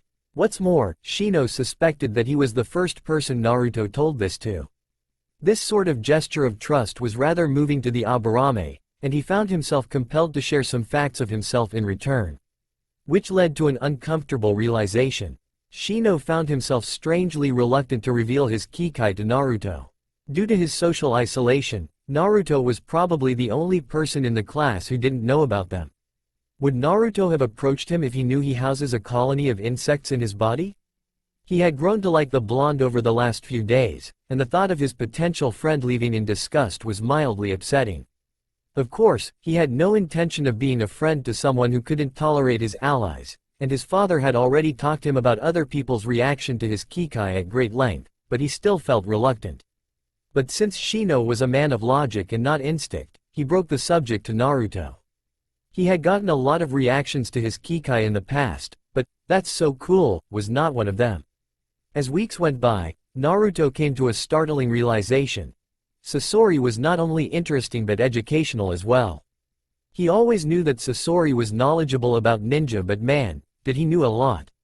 Almost as much as Sakura. And unlike her, he didn't hit him when he asked questions, not even really stupid ones like, what is chakra? Once he decided he would take advantage of Sasori to actually learn something in a systematic fashion, Naruto started carrying a scroll with him at all times.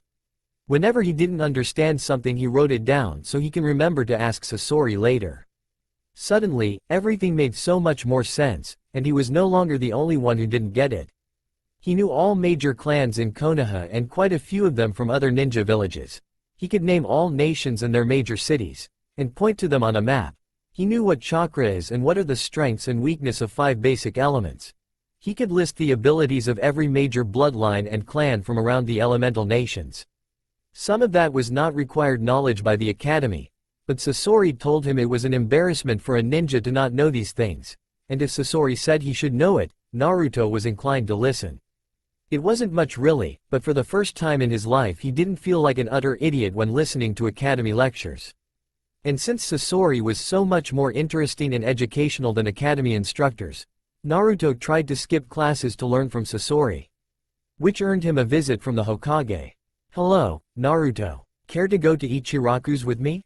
My treat." Naruto looked at the old man standing in front of him. The Hokage wanted to talk to him about something, probably about his lack of attendance at the academy. "Damn you, Iruka, what did I ever do to you?" "Sure," he said cheerfully. "Ichiraku, here we come." They chatted on the way to the stand, but Naruto wasn't fooled by the old man's pleasant demeanor. He wanted to know something. He would stuff him full of ramen and then swoop in with questions afterwards. Naruto didn't mind. As far as interrogation procedures go, that one was okay. He knew that if that didn't work, the old man would use the stick part of the carrot and the stick method. Naruto couldn't afford to be on the Hokage's bad side, and they both knew it. After a loud greeting with Tuchi and Ayame, Naruto began devouring his ramen, taking full advantage of old man's generosity. He must have had 10 bowls by the end of it, but he wasn't counting. Finally, a minute after he declined another bowl from Ayame, the old man spoke. "Iruka tells me you're skipping classes.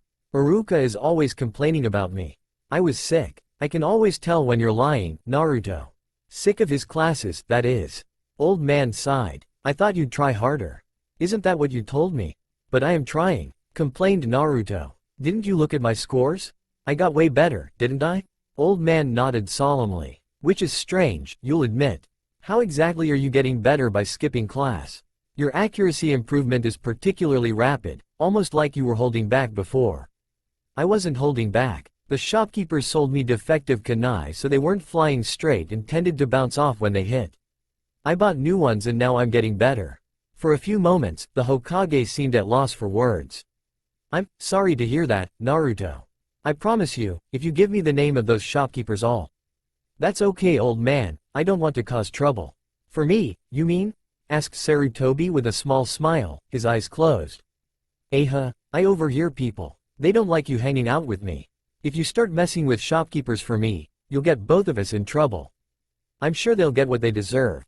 The Hokage smirked, looking at Naruto in mirth. "You mean you're going to prank them?" Naruto merely chuckled deviously and rubbed his hands together.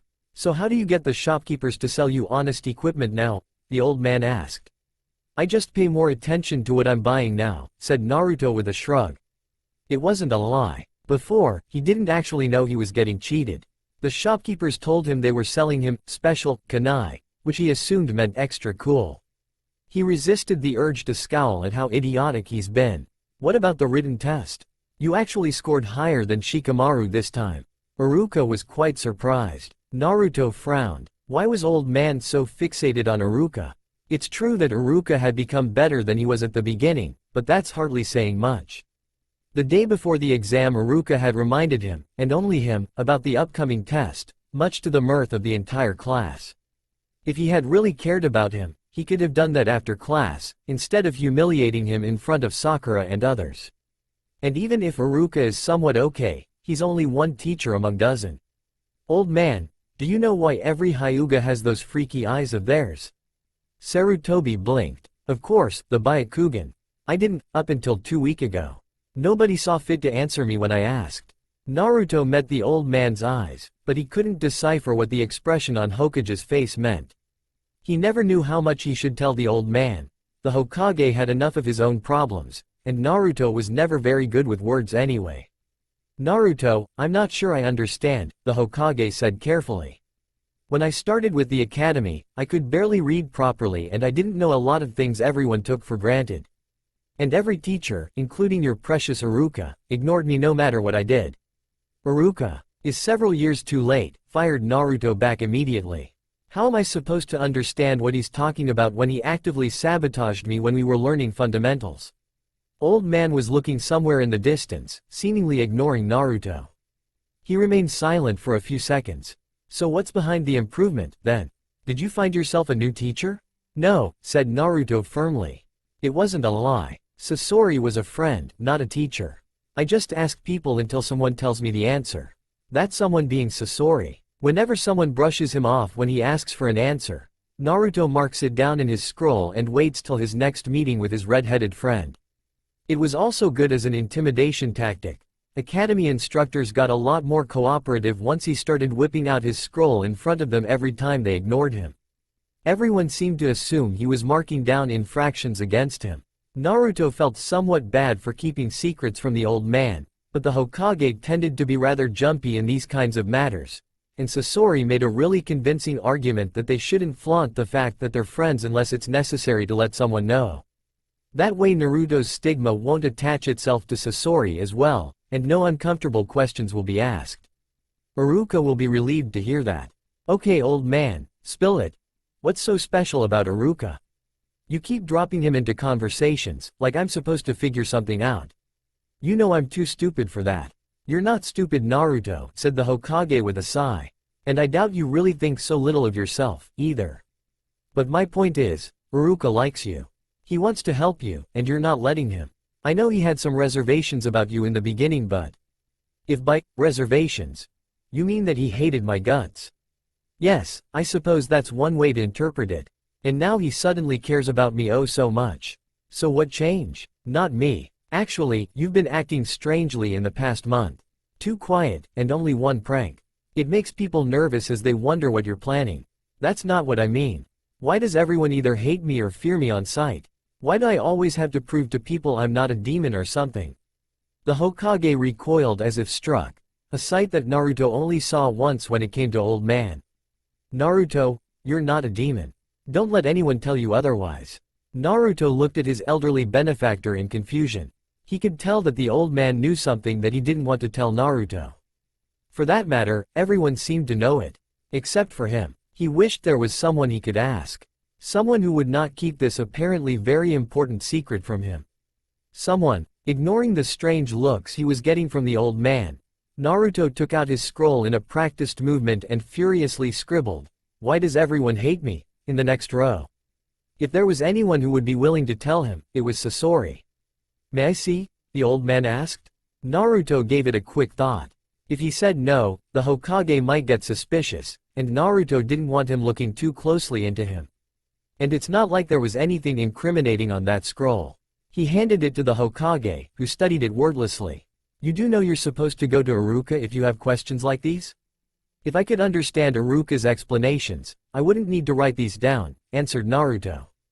The old man sighed, signaling that he's giving up on that train of thought. Fair enough, but I can tell you right now that you won't get an answer on the last question from anyone. What? Why not? Sandaime locked his gaze with that of Naruto.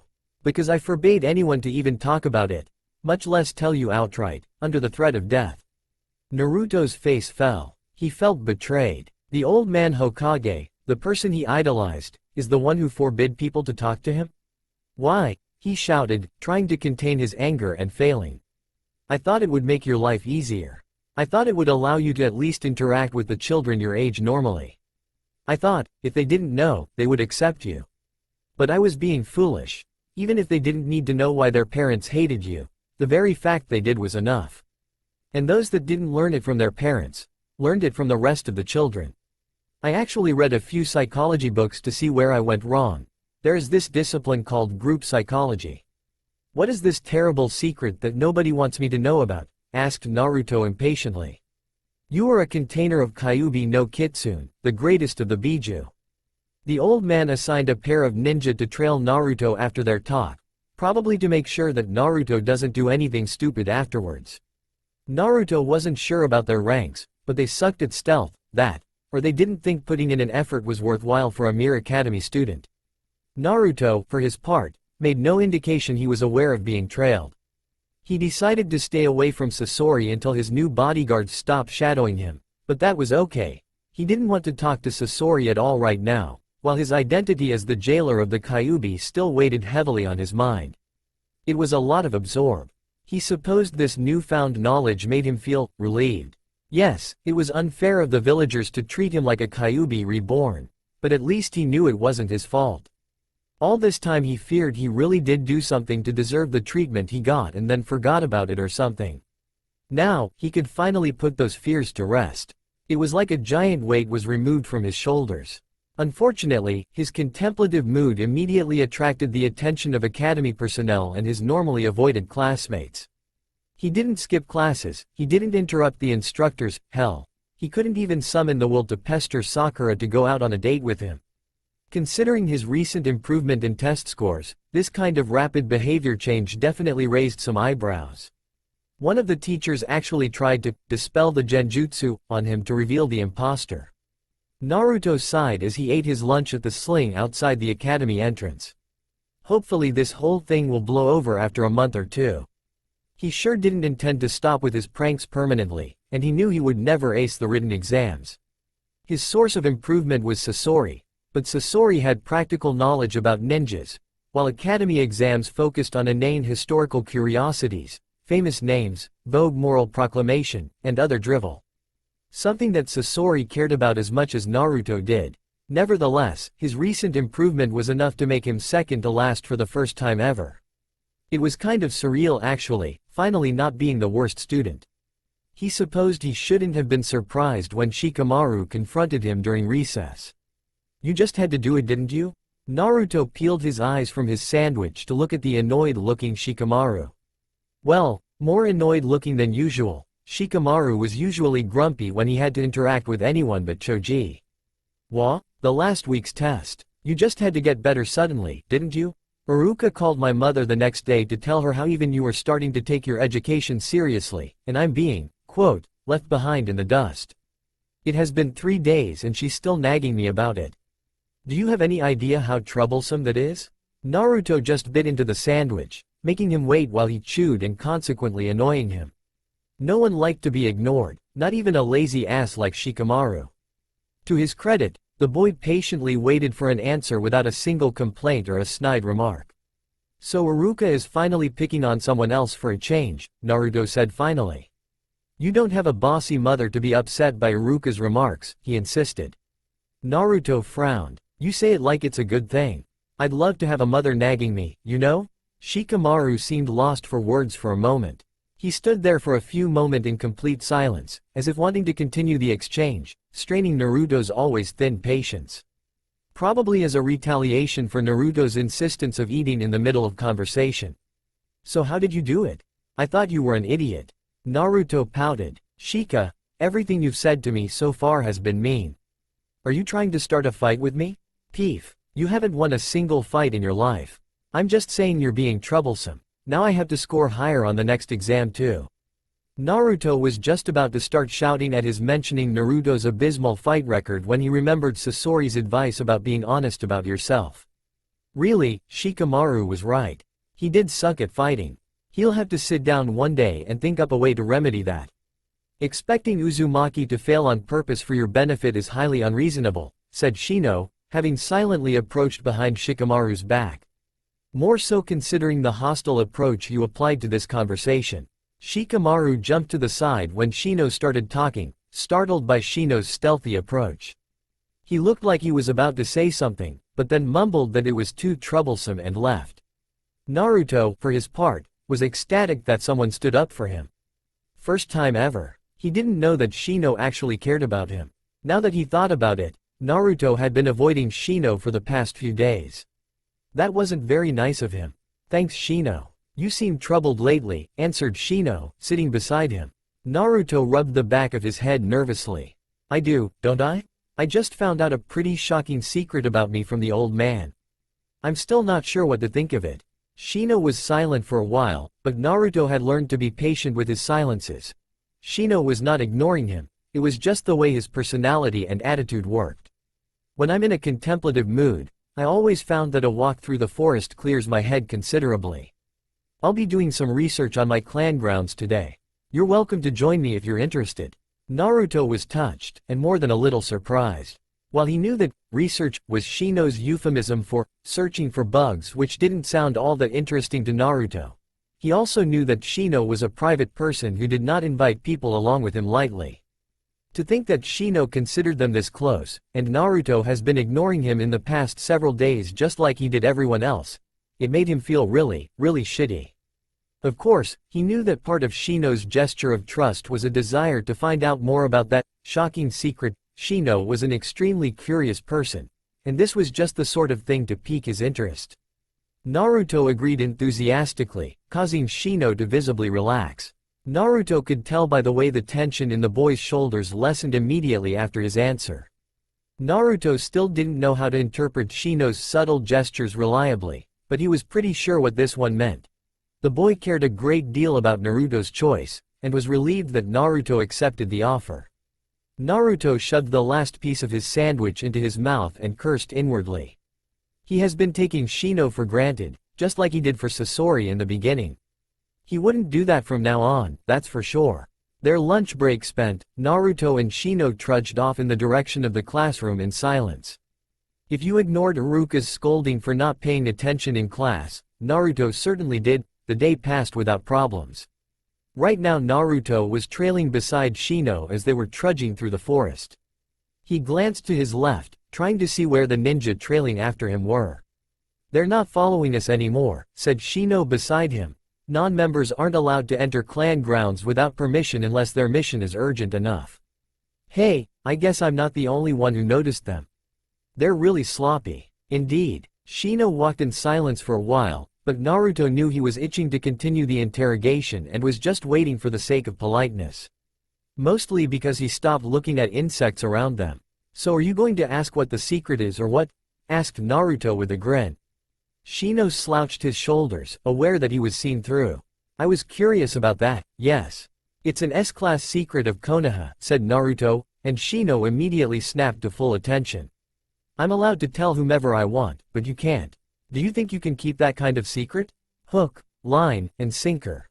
Shino nodded gravely, and Naruto was almost certain he heard the other boy's kikai buzzing in anticipation. Truth be told, he was itching to tell this to someone. He wanted to know what would happen if he told someone his age, and he was certain that Shino would not spread his secret around, even if he decided to avoid him from that point on. 10 years ago Kyuubi no Kitsune attacked Konoha. We were taught in the academy that the fourth killed it, but that's not really true. The Biju cannot be killed. Instead, the fourth used a powerful sealing technique to bind the demon into a suitable container. A newborn child. Shino stopped, and Naruto followed his example. You? Me. Before his own technique claimed his life, the fourth wished that I be seen as a hero, but the people of Konoha seemed more interested in killing the demon for good. In order to allow me to live a normal life, Old Man decreed that anyone discussing my true nature as a human sacrifice to anyone who doesn't already know would be executed. Shino nodded and stared at Naruto for a few seconds. You know, if you're scared of me, began Naruto, but Shino uncharacteristically cut him off. I am unperturbed by your tenant. Truthfully, I always knew there was something peculiar about you. My kikai occasionally become agitated when I'm around you. Oh, does it hurt? No. It's merely unpleasant, nothing I can't handle, or grow accustomed to. Naruto didn't quite know what to say. He was just glad Shino was taking this so well.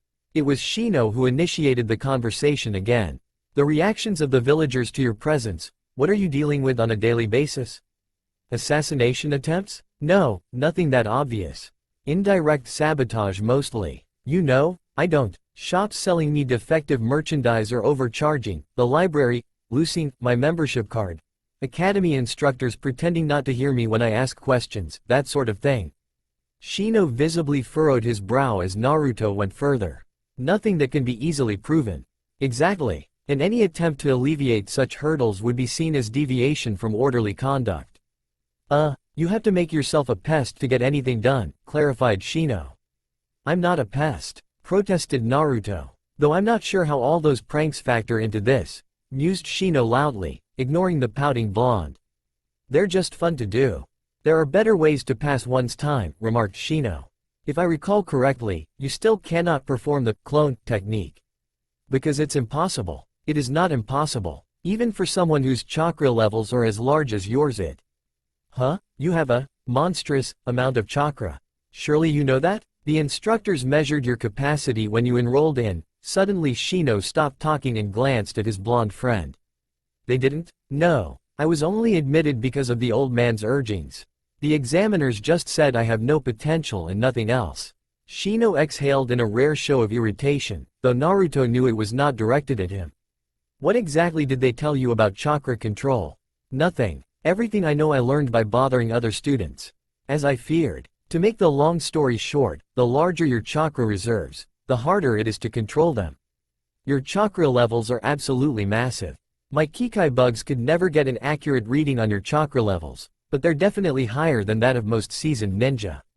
Frankly, I've never met a person with more chakra capacity than you.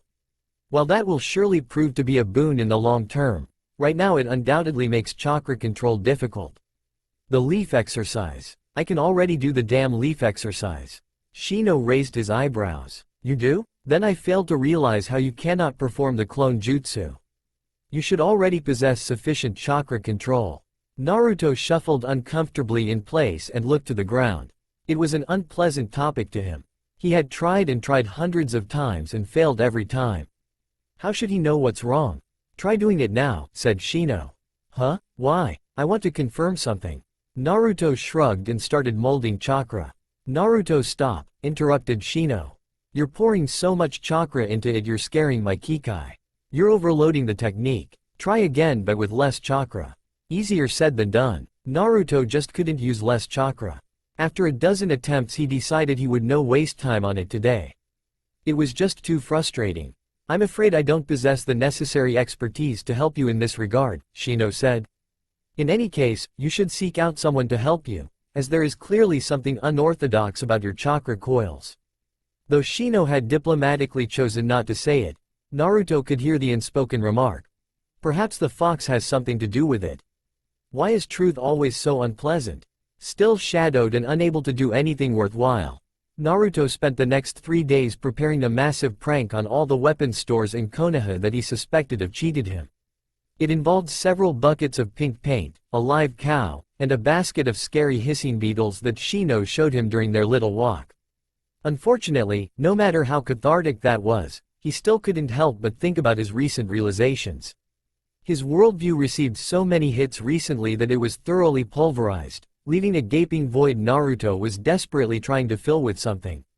This nagging feeling of undirected discontent soon enough crystallized into something more defined. The disappointment with himself. Why is that, with his sensitive hearing and tendency to eavesdrop on conversations, he never pieced things together and figured out he holds the Kyuubi within him? Why is it that he never noticed he had larger chakra reserves than other people? Why did he only start practicing when Sasori called him on it? He could blame the shopkeepers and academy teachers for his miserable abilities. He could blame old man for keeping secrets from him. He could blame a lot of things, but he knew a hefty amount of blame rested squarely on his shoulders.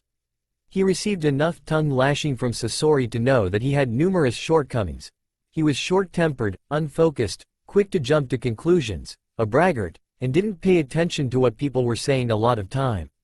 He liked to believe he improved ever since Sasori pointed them out to him, but he knew he had a long way to go. And go further he would. He still wanted to be a ninja, a Hokage, the best Hokage. Except that now he knew it would be a lot more difficult to pull off than he initially thought. Just thinking about what is necessary to become a credible candidate for Hokage made his head spin. But such hurdles never stopped him before, and they wouldn't stop him now. If anything, his chances improved now that he knew what he needed to do. Thoroughly tired of pacing around his apartment, He wriggled out of upper half of his jumpsuit and threw it crankily over the chair, causing a small book to fall out of it. The action novel, he remembered. He picked the book up, turning it in his hands. Well, it's not like he had anything better to do. That's all. Class dismissed. Iruka sighed as the classroom erupted into chatter and hurried movement, every student trying to leave the room as soon as possible. Are they afraid that he'll lock them inside if they remained behind for more than a minute? He looked at Naruto. The blonde was in no hurry, absent-mindedly flipping through his textbook and waiting till the commotion subsides.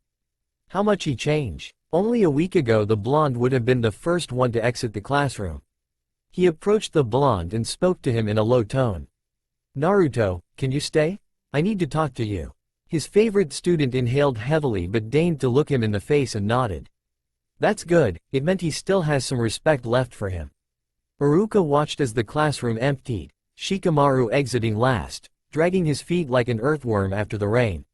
He had an urge to shout at Shikamaru to get lost already, but technically he had every right to stay as long as he wished. Finally, only 2 people remained and Iruka shifted his attention to Naruto, who was defiantly staring into his eyes. Iruka shifted uncomfortably, letting several seconds of awkward silence pass before speaking. I must say you've surprised me, Naruto, began Iruka. Your accuracy and written exams have improved dramatically over the past few months. I'm glad you're finally taking your education seriously. Naruto shrugged. I began Iruka, trying to think of a way to breach the subject. I had an interesting week. Both the Hokage and Shino have talked to me about you and, well, in light of attenuating circumstance at work in your case, I'm willing to organize remedial classes for your benefit. Iruka watched as various emotions played across Naruto's face. He knew that, until quite recently, the blonde would shout down the offer without a second thought, insulted by the implication that he needs additional assistance. That he was actually considering remedial classes spoke clearly about his change in personality. What exactly would those remedial classes consist of? Asked Naruto suspiciously. Iruka took a deep breath. So far so good. Taijutsu, mostly. I'm leaving you to work on your accuracy and academic skills in your free time. Seeing as how you're doing fine there on your own, began Iruka. Truthfully, Iruka would love to work on Naruto's theoretical knowledge as well, but he didn't want to poison the whole deal. Should everything go as planned, Iruka would breach the subject after a few months. As for ninjutsu, well, I don't know what to tell you. Clearly you need to work on your chakra control during your practice sessions. Naruto didn't seem too happy with this. I'm sick of doing the stupid leaf exercise. Isn't there a way to make the clone jutsu work with more chakra? I'm afraid not, Iruka said. It requires very specific amount of chakra to work correctly. Well, why don't you teach something more chakra intensive in the academy? You're being unfair to people like me with large chakra reserves. Began Iruka. Thing is, Naruto, you're something of a rarity. Peculiar cases like you aside, academy students have minuscule chakra reserves. They could never get off anything chakra intensive, and could easily end up suffering from chakra exhaustion, a condition that leaves people bedridden for days or weeks, and may even result in death. Considering how irresponsible most children are, teaching something that could easily kill them is inadvisable. And in any case, one of the functions of academy jutsus is precisely to practice your chakra control. Fine, I get it, huffed Naruto. So, taijutsu, when do we begin? Actually, I wanted to start today. Nothing much, just explaining you the theory behind taijutsu lessons you'll be getting.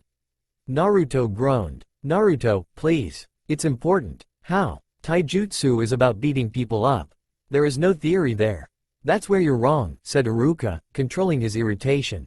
The generic term, taijutsu, encompasses hundreds of styles and there is a multitude of consideration to take into account when using it. If it were as simple as you make it, you wouldn't lose every single sanctioned spar the academy has organized. Said Naruto irritably. Just give me a scroll about it and. I'm afraid taijutsu doesn't work like that, said Iruka. He was being a bit unfair, since he was deliberately misinterpreting the blonde's words. Naruto was referring to this theory lesson specifically, not taijutsu in general, but it seemed like a perfect opportunity to breach this particular issue. If you want to learn taijutsu, you need a teacher who knows what they're doing and a whole lot of practice on actual opponents. That is to say, sparring. You can't learn it by yourself. But that's precisely what you've been doing thus far, haven't you? Well, I was testing myself by challenging Sasuke to fight me, protested Naruto. Which was a very bad choice of a sparring partner, Naruto, said Iruka. I know you don't want to hear this, but Sasuke is extremely skilled and he never holds back. There are problems so difficult you can't learn much from failing. But no one else wants to spar with me. I have talked to Shino and he has agreed to be your sparring partner from time to time. You just have to work out a schedule with him when you're ready.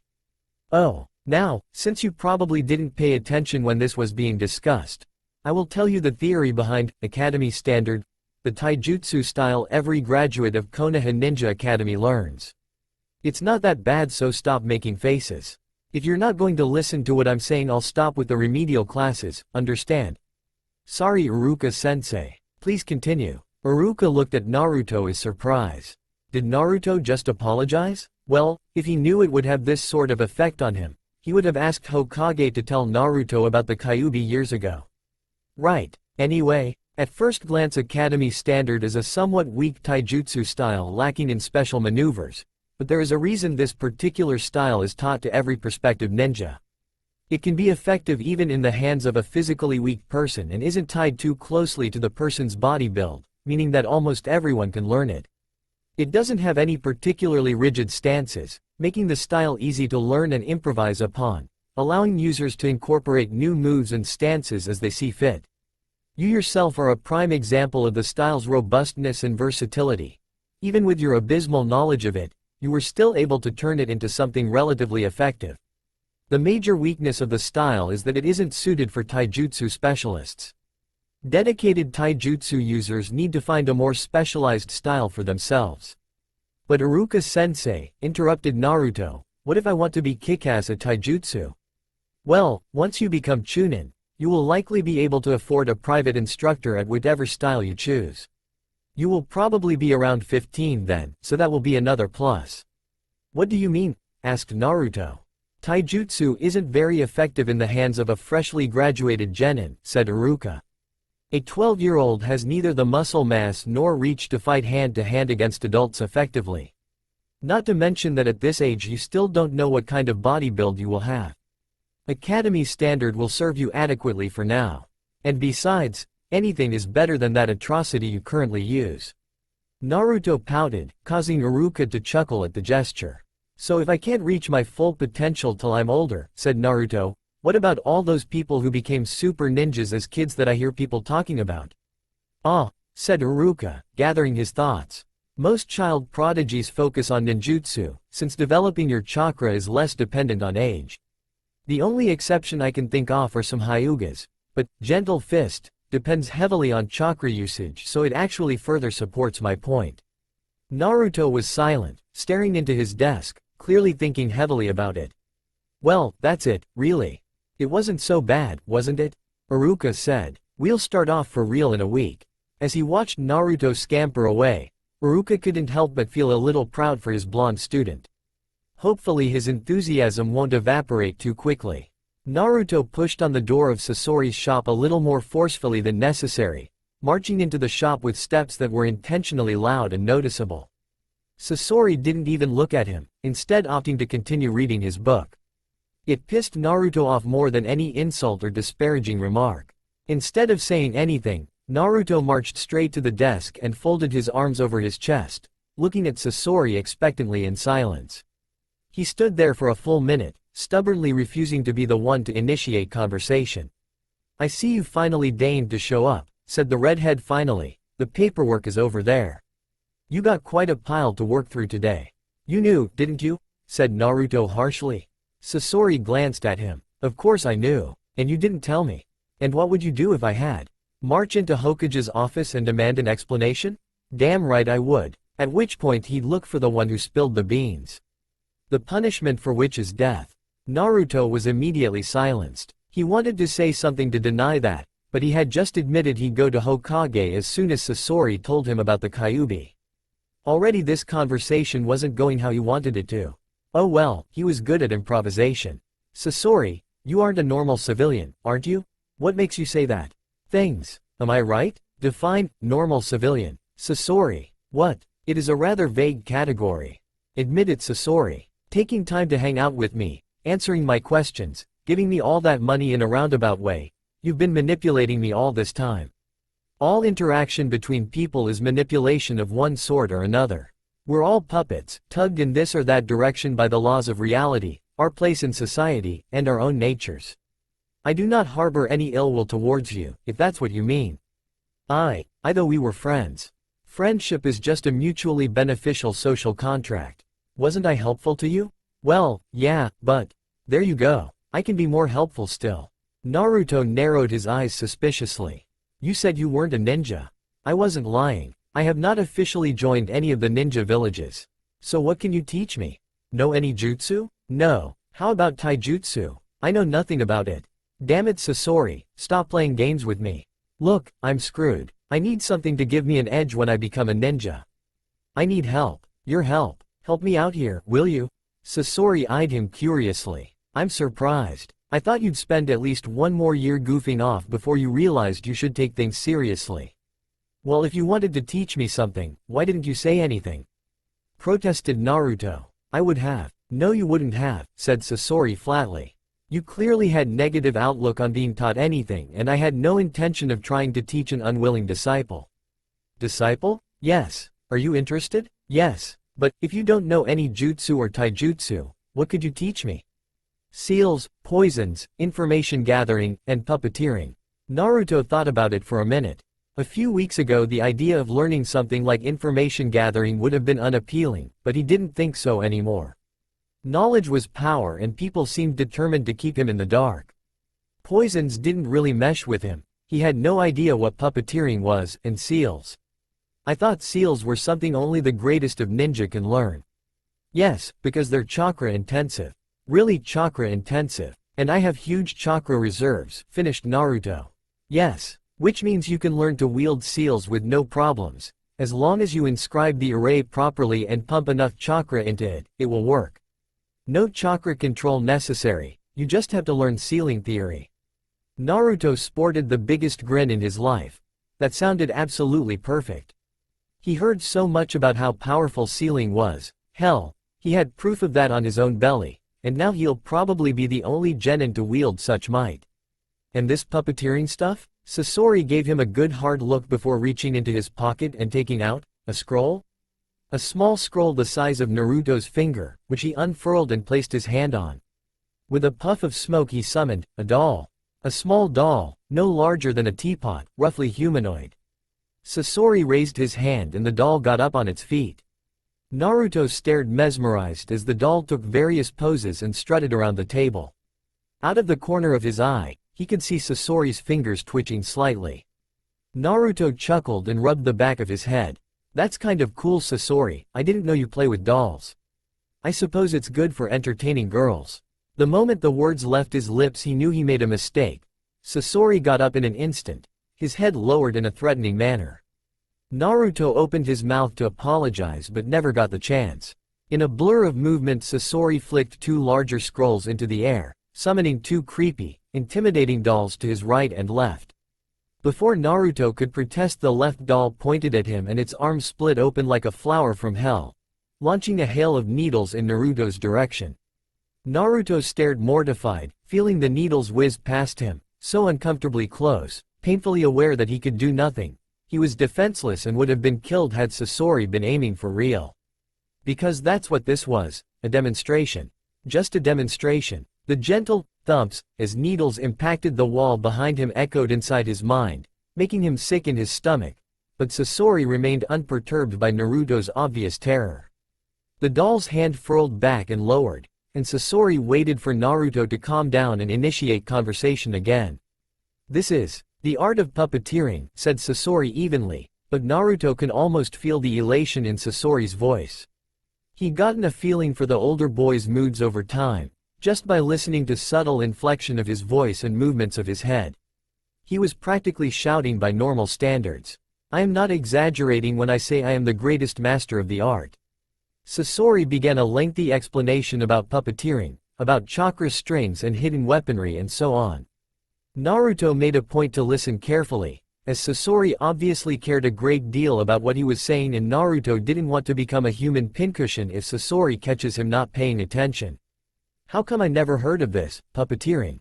Puppeteers are only found in Suna, I'm afraid, but even there they are a rarity. Being a puppeteer is a demanding vocation, requiring a wide range of skills and inherently coming with some serious weaknesses.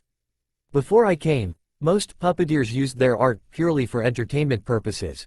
Battle puppets were rare and each one a unique construct, difficult to use and maintain by anyone beside their creator. I came up with several standardized puppets that made the entrance to the field much easier. In a way, you could say I'm the father of modern puppeteering. Wow, so you're famous? Only by name, and only to puppeteers and a few older ninja. Most believe I'm dead. So, why is someone so famous interested in me? I'm sure there are plenty of people in Suna. I hate Suna, said Sasori blankly. I refuse to even set foot in that den of vipers. Naruto swallowed heavily. He could tell that he isn't supposed to dig deeper into this right now. He took a deep breath before continuing the exchange. You still didn't tell me what you hope to gain from teaching me, said Naruto.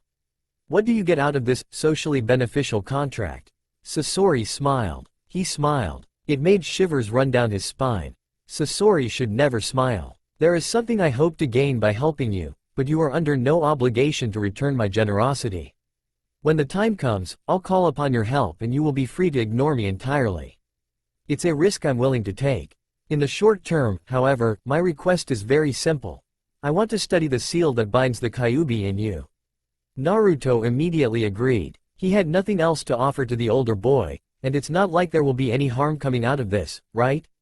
Right, Sasori, started Naruto after taking a deep breath. There was another thing I wanted to talk to you about. I have a problem, and if you won't help me, no one will. Sasori eyed him suspiciously. Go on. There is something wrong with my chakra coils, said Naruto. My chakra control is unusually bad and I don't know how to fix it. I think the fox has something to do with it. Can you help me? Sasori grinned predatorily. What's with all the smiling suddenly? You know, I think I know just the right person to help you. Well. I finally met the infamous Uzumaki Naruto, Kabuto said. Sasori-sama has told me so much about you, Naruto-kun. Naruto swallowed heavily. Kabuto was pleasant, too pleasant, and the lack of proper lighting in the room didn't help either. But the thing that really convinced him he should watch out for this Kabuto person was the amused smile on Sasori's face, like he was setting up Naruto a prank of something. It's nice to meet you, Kabuto-san, said Naruto as calmly as he could. Need help with your chakra control? Offered Kabuto. Show me. Do you know any techniques yet? Well, no. We are currently learning, clone, and try it, said Kabuto impatiently. Naruto looked at Sasori for approval, and the redhead nodded in agreement. With a sigh, Naruto started molding chakra. He failed, of course, but he was surprised by the look of concentration on Kabuto's face, like he was trying to see something that wasn't there. In the blink of an eye, Kabuto was beside him, waving a softly glowing arm over Naruto's skin. It tickled. Take off your shirt, commanded Kabuto. Sasori-sama, I will need your help. I have very little talent with sealing. Sasori nodded to Kabuto and took his position. Standing with his chest bare while two guys stare at him was intensely embarrassing for Naruto, but he knew their wish to help was sincere. Sasori wouldn't lie to him. He started molding chakra again at Kabuto's prompting, and was surprised at the black spiral that sprung to life on his stomach.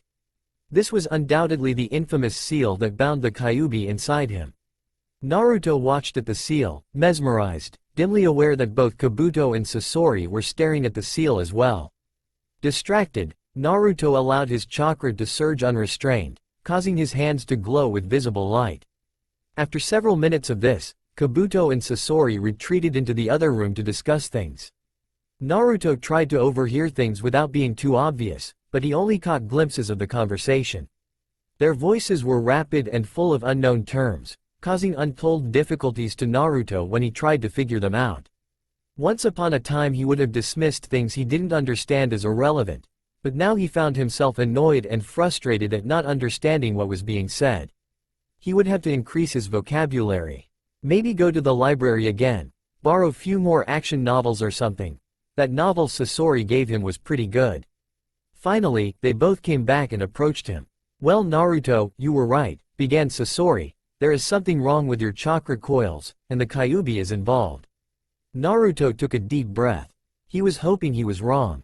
Will I ever be able to do jutsu? He asked in a small voice, unable to look at them anymore. Of course, said Kabuto. Naruto's head shot back up. But, you said? That there is something wrong with your chakra coils. Yes, said Kabuto. For some reason, Yondaime didn't seal Kyuubi away completely. The seal allows minute amounts of Kyuubi's chakra to continually leak into your chakra coils. Though, leak is a wrong analogy, push would be more accurate. Human chakra coils are normally full by default, so this constant infusion of Kyuubi's chakra is continually stressing them. This has an effect of stretching your chakra capacity, which is why you developed such massive chakra reserves at such a young age, but it also sends your chakra control awry. Yeah, Shino told me that bigger chakra reserves. It's not just that, said Kabuto. Because of the Kyuubi's chakra pushing into your coils, your chakra is constantly under high pressure, so to speak. That's why, when you start channeling chakra into a technique you find it very difficult to stop, giving you a unique sort of predicament. There is a minimum amount of chakra you can use on a jutsu, and you can only go higher than that. Is there a way around that? Well, the simplest solution would be to spend a great deal of chakra before attempting chakra-sensitive jutsus, said Sasori. After all, if your chakra coils aren't full, they won't be seeking relief by dumping as much chakra as they can at the first chance they get. But that is so inelegant. We have two much better solutions for you. Naruto swallowed heavily, fidgeting in his place. He didn't say anything. He knew Sasori was just making a dramatic pause so Naruto can gather his thoughts and not be overwhelmed. You asked me to train you, said Sasori, and I have every intention of doing that, but there are some things I cannot help you with. Kabuto can. You mean? How would you like me to train you as well, Naruto-kun? Asked Kabuto with a smile. Not that I'm not interested, but what can you teach me? Chakra control for one, said Kabuto, reaching into his pocket to retrieve two scrolls and threw them to Naruto. Naruto gave him a curious look. Those are chakra control exercises meant for medic nins, said Kabuto. Learning those should be enough to compensate for your deficiency. Wait, said Naruto, eyeing the scrolls. These are like the leaf exercise, right? Kabuto nodded. And they improve chakra control, right? Kabuto nodded again. So why isn't everyone required to learn them? Because most people don't need them, said Kabuto. They don't have any other use except improving chakra control, and mastering them eats up a lot of time. Generally, only medic nins and genjutsu masters bother with them. Even you probably won't have to master all of them, just enough to. I will master them all, said Naruto with an air of finality, regardless whether I need to or not. An admirable spirit, said Kabuto, tilting his head so his glasses flashed dangerously in the shadowy atmosphere of the room. You can never have too much chakra control, in my opinion. But if you're already going to put so much effort into it, why not do a little bit more and reap actual benefits from your hard work? What do you mean? Naruto asked. How would you like to be a medic nin, Naruto-kun? Naruto stared at Kabuto, stupefied. He never even considered the idea. Being a medic nin is hard work, Kabuto said suddenly, jolting Naruto out of his thoughts. At least, that's what people say. The truth is that it just requires exceptional chakra control and a great deal of knowledge about human anatomy. Since you're already going to master all those exercises, well, it would be a shame for that skill to go to waste just because you didn't want to read a few textbooks and attend a lesson or two with me. Besides, it's not like you have anything better to do with your time, reminded Sasori. Naruto sighed. He didn't really know if he wanted to this, but clearly he had walked into this one, and it's not like he had anyone to teach him something more to his liking. Fine, he said, I accept. You've made a good decision, Naruto-kun, said Kabuto. Right. Anyway, what about that other thing you wanted to tell me about? I can place a blocking seal on top of the one binding Kyuubi, said Sasori. This will stop the Kyuubi's chakra from mingling with your own and allow you to develop your chakra control without a handicap. That's great, said Naruto, jumping up. What are you waiting for? Do it. Well, Yondaime must have had some reason to allow the Kyuubi's chakra to mingle with your own. He could have easily prevented any mixing at all, yet he did not. I suspect the mixing allows you to draw upon the Kyuubi's chakra with enough practice. If I block the mixing, you will not be able to access that. The question is, what do you want more? Unrestrained power from the Kyuubi or better chakra control so you can rely on your abilities? It was a loaded question, but Naruto didn't care. Whatever boons the fox could give him, he didn't want them. Like I said, what are you waiting for? Do it already. Sasori smirked. I'll need a few days to make preparations. In the meantime, Kabuto and I will begin training you. You will start your training with Kabuto today, and you and I will work out a schedule tomorrow morning. I bid you goodbye now. Behave yourself. And thus Naruto was left alone with Kabuto. Though somewhat suspicious, he was calmed by the leaf headband on Kabuto's forehead and the fact that Sasori vouched for him. He began. So, what now? Naruto watched as Kabuto's hand started to glow, coated with a haze of teal light. This is medical chakra, said Kabuto. It is the basis of 99% of all medic nin's techniques. Notice I put emphasis on techniques, like there is something wrong with it. This is because medical techniques don't work like regular ninjutsu techniques. Instead of having to know the correct hand seals, you have to possess correct medical knowledge that will tell you just where do you want to direct medical chakra and what would you have it do once it gets there. Simply knowing how to produce medical chakra is useless without the knowledge of the patient's body and how to heal it. So that it? Asked Naruto incredulously. That one jutsu is all there is to being a medic nin? No, said Kabuto. But most of the time you'll be using this one. The other ones are intended for combat usage. Naruto immediately perked up on this, causing Kabuto to chuckle. I see you're interested in fighting, Naruto-kun, said Kabuto. That's good. Too many ninjas choose the profession of medic nin in the hopes they will be able to avoid direct confrontation, which is rather foolish. Medic nins are commonly sent on the front lines in any conflict, and the enemy will specifically and sensibly target medic nins at any opportunity they get.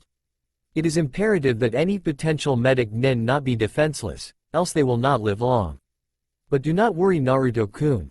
I will make sure you are capable of protecting yourself. Naruto returned Kabuto's smile, foreboding as it was.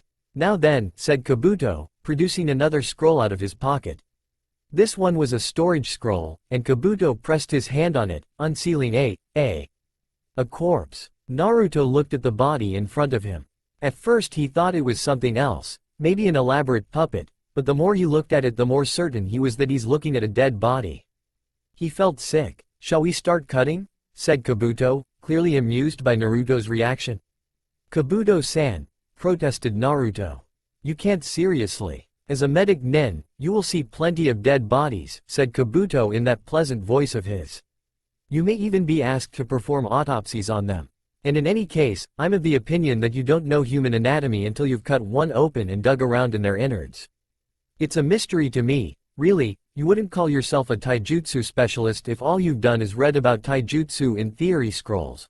But so many people think they can be medic nins without getting their hands dirty. Now on to the cutting. Unable to help himself, Naruto ran into the nearby bathroom and emptied his stomach.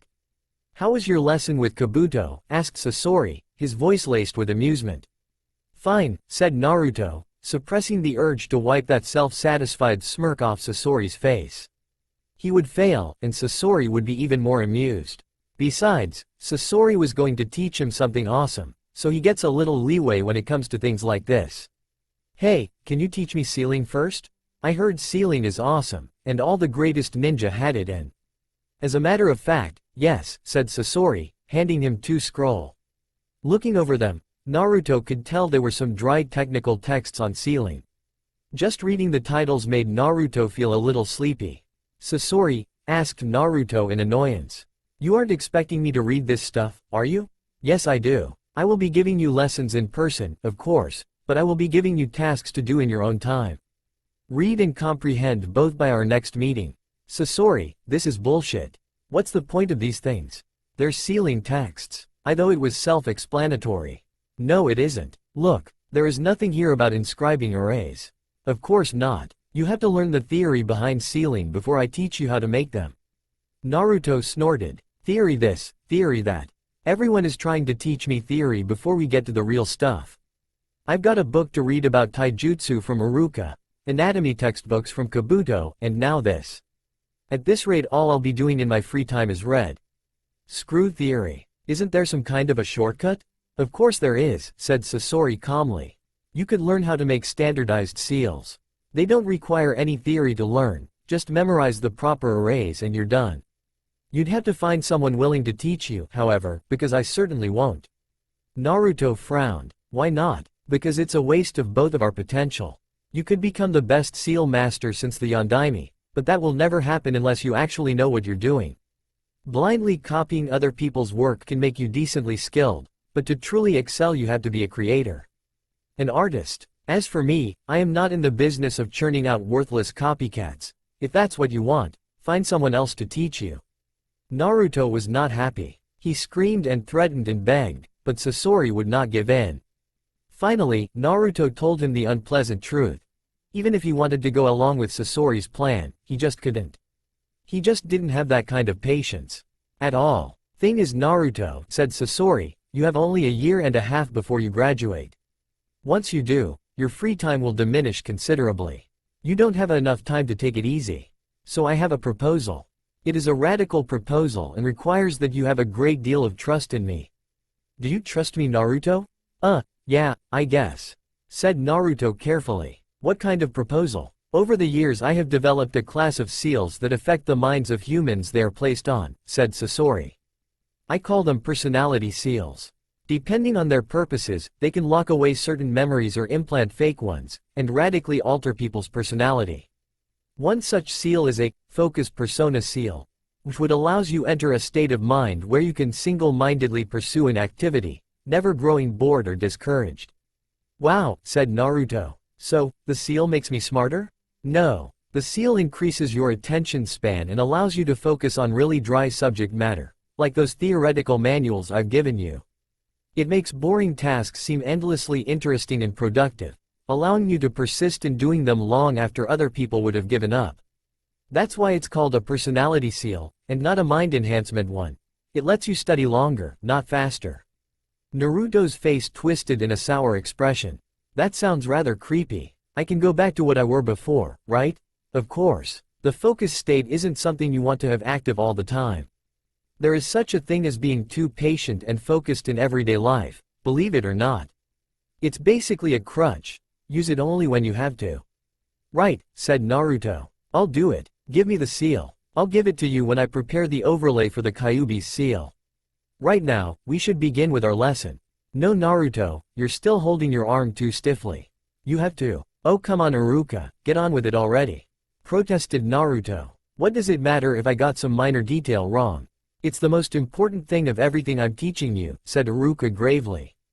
I can't stress this enough during class because I can devote only so much to any single student, but basic principles, proper stances, flow of movement, and timing are the most important things you can learn as far as taijutsu is concerned. If you can master these basic principles, a lot of common attack patterns simply won't work on you, with little active effort on your part. And besides, when you get decent at the basics you can make up moves on the fly, which is something you seem to be fond of. Except that at that point those moves will actually work. Naruto pouted. But we've been doing this for 3 weeks already. I could recite this stuff in my sleep by now. I know, okay? Intellectually, maybe, said Iruka, but your body clearly hasn't learned the lesson. You need to develop muscle memory and accustom your joints and ligaments to stresses of hand-to-hand combat. The only way to effectively teach that is through constant drilling and sparring. Well, maybe you should take our spars a little more serious then, protested Naruto.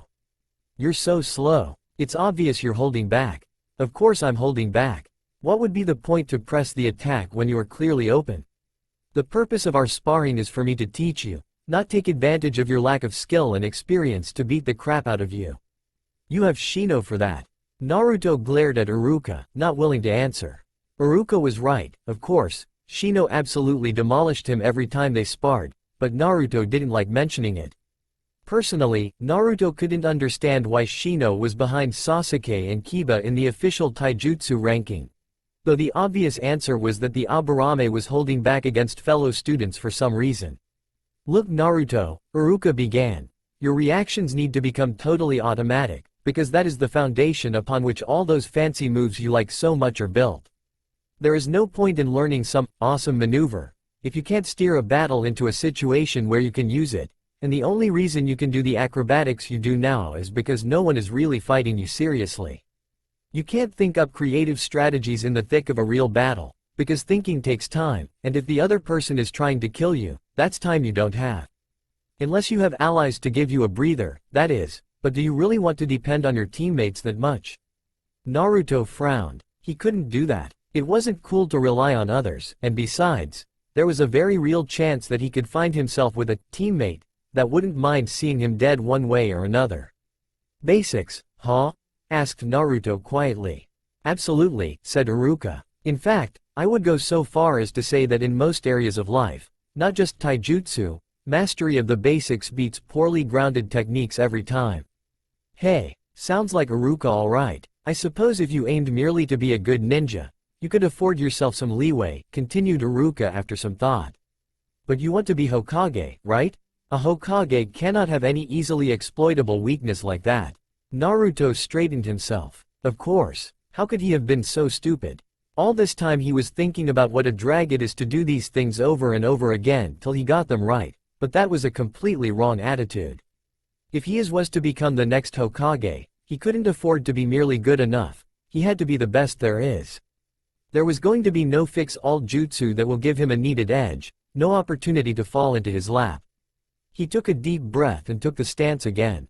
Iruka-sensei, let's continue. For the next 4 months Naruto spent his free time reading an endless stream of sealing and anatomy texts, punctuated by the inevitably creepy sessions with Kabuto and Sasori's lectures about a variety of topics.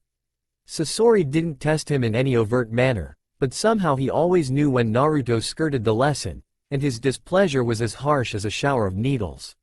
Literally, curse his puppets, curse them all to hell. When not scrambling to meet Sasori's deadlines, Naruto continued working on the chakra control exercises, his remedial classes with Iruka, and his spars with Shino. He even talked Sasori into letting him test his accuracy against his puppets instead of static targets. It was a lot more challenging, and a lot more infuriating. Sasori usually read a book while controlling 3 puppets simultaneously with one hand and dodging almost everything Naruto threw at them. Hell, Naruto once tried targeting Sasori but the puppets defended the puppeteer so masterfully that Naruto eventually found himself backed to a tree with all 3 puppets beating the crap out of him. And not once did Sasori stop reading. In retrospect, pulling off that stunt was pretty stupid of him, because nowadays the puppets occasionally fired back at Naruto when he was practicing on them, probably to keep him from considering similarly hair-brained ideas. Generally speaking, his schedule was pretty hectic. After all, Naruto lived alone. He had to buy everything he needed himself, had to wash his own clothes, nag the landlord to fix the utilities, take out the trash, do the dishes, and clean his own apartment. He had to attend the academy and work at Sasori's store. All those things ate up time and, perhaps more insidiously, broke up the continuity he really needed to lose himself in training. Thank God for the focus seal. If it weren't for it, Naruto doubted he could preserve his sanity. With so little free time, Naruto didn't perform much in the way of pranks, much to Iruka's joy. Instead he took up reading various novels. They were a rather fun way to pass the time, which is why he took up reading them during class, much to Iruka's displeasure. You have done exceptionally well, said Sasori. I am happy to say that your lessons will advance to another level.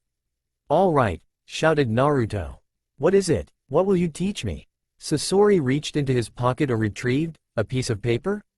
You will be doing origami, said Sasori flatly, staring directly into Naruto's eyes. You could hear a metaphorical pin drop from 5 meters away. Oh come on, exploded Naruto. Now you're just making fun of me. Not at all, said Sasori calmly. Origami will help you develop manual dexterity that you'll need as a puppeteer. But I'm not even sure if I want to be a puppeteer, protested Naruto. Come on. Why don't you teach me some real sealing instead? Sorry, said Sasori. If you want me to teach you sealing, you will have to learn puppeteering as well. It's a package deal. You suck. Perhaps. Now watch. Despite his annoyance, Naruto watched mesmerized as Sasori started rapidly folding the paper between his fingers. The interesting thing was that he only used one hand and didn't set the paper down on any flat surface. He used only his fingers. In less than 10 seconds Naruto was looking at a paper crane in Sasori's palm. How do you do that? Practice, said Sasori. But anyway, that's what you'll be doing in your free time. Free time? Free time. Naruto was starting to forget what those words even meant, and he wants to dump more obligations on him. At our meetings, continued Sasori, we'll start working on chakra strings and tinkering with simple puppets. But first a little history. Naruto sighed and engaged his focus seal. There was no point in complaining. As I'm sure I already told you, puppeteering is a demanding art, and used to be even harder. This is mostly because of the difficulty of actually creating a puppet. Sasori flicked open a scroll, unsealing a four-armed puppet between him and Naruto. Though it looks deceptively simple, each puppet is an extremely complex work of engineering and sealing, continued Sasori. Sealing? Asked Naruto incredulously. Yes. In order to control a lifeless object with the kind of precision a puppeteer needs, one needs to lace the puppet with various control seals, anchors for chakra strings, weapon compartment activators, limb controls, and so on. Obviously, since genin don't have sufficient chakra reserves to utilize sealing effectively, they cannot really make their own puppets. As a consequence, puppeteering was rare and obscure in the past. One needed to be quite powerful before they could start dabbling in it, and every puppet was a unique creation that you had to learn how to handle on a case-to-case basis. Sasori pointed at the puppet between them, causing its chest to open. Naruto yelped in surprise, but Sasori ignored him. That was until I created 7 types of customizable puppets. This is one of them. The innovative thing about them was that I separated the chassis of the puppet from the weaponry inside it. Control seals are placed exclusively on the chassis, letting just about anyone mess with the innards of the puppet and customize it to their heart's content without destroying the control mechanisms. The control seals for each type of puppet were simplified and standardized, so one doesn't have to be a sealing master to make them, as long as they have the blueprints. They don't have the flexibility and power of a specialized, non-standard puppet, but they're very friendly for beginners. The controls are relatively straightforward and there is a lot of redundancy. Follow me so far? Naruto nodded. It was likely the focus seal, but it sounded rather interesting. Sasori flipped the puppet open and pointed at a tiny black spot on one of the arms. This is an anchor seal. It allows you to attach a chakra string to a puppet. So you can't just attach it anywhere? Of course not. If you could do that, puppeteering would be the least of the uses of chakra strings. You need an anchor seal to create a chakra string. In any case, we won't bother with chakra strings until you develop your manual dexterity a bit. For now, I want you to familiarize yourself with the physical construction of a puppet. Here, Sasori proceeded to unseal a pile of puppet parts to the left of the puppet. This is a puppet identical to the first one, only taken apart. I want you to put it back together. Feel free to consult the intact puppet as a reference. Think of it as a puzzle. Naruto sighed before getting down to work. It was truly fortunate that nobody was observing him because he would have died if somebody knew he was playing with dolls. Okay Naruto, we'll take a short break. Your taijutsu is starting to get somewhat decent, but you're still attacking blindly. Your attack patterns lack variation and you're charging in without a strategic purpose. If you really want to become kick-ass at taijutsu, as you put it, you can't put your brain completely at autopilot in a fight. Iruka glanced towards Naruto as he continued with the lecture. The blonde was listening on the edge of his seat with rapt attention.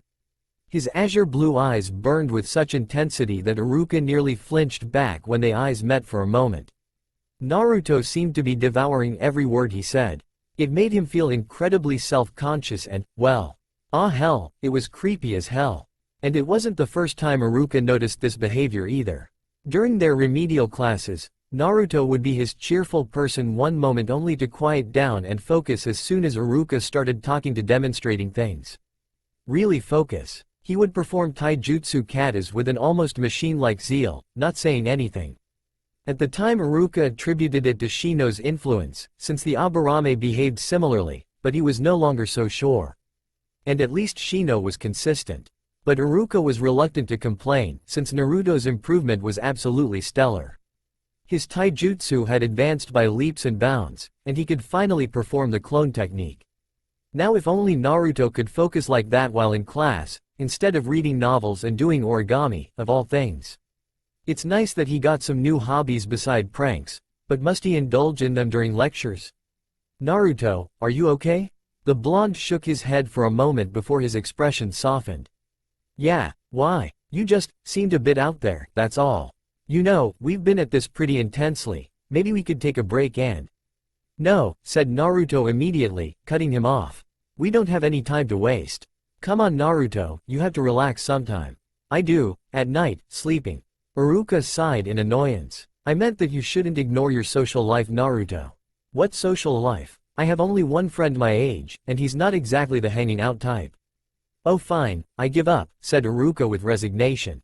Just so you know, I'm really proud of you Naruto. Maybe you really are going to be the next Hokage. Naruto's face split open in a toothy grin, and Iruka felt his worries melt away. It's still the same old Naruto. After 2 months of tinkering with various puppets and folding paper animals, Sasori decided that Naruto merited a reward, specifically, being taught some actual sealing arrays. Explosive notes and storage scrolls were the poster children for sealing arts. They were relatively simple to make and certainly simple to use, and extremely effective. As Naruto found out, however, the ones found in stores were merely the standardized versions of explosive seals and storage seals respectively, and Sasori intended to teach him more than that. Something that turned out to be surprisingly painless, considering that Naruto had been studying sealing theory for the past 6 months. Really, those 2 types of seals were easy. The various ways to tweak and supplement them were not.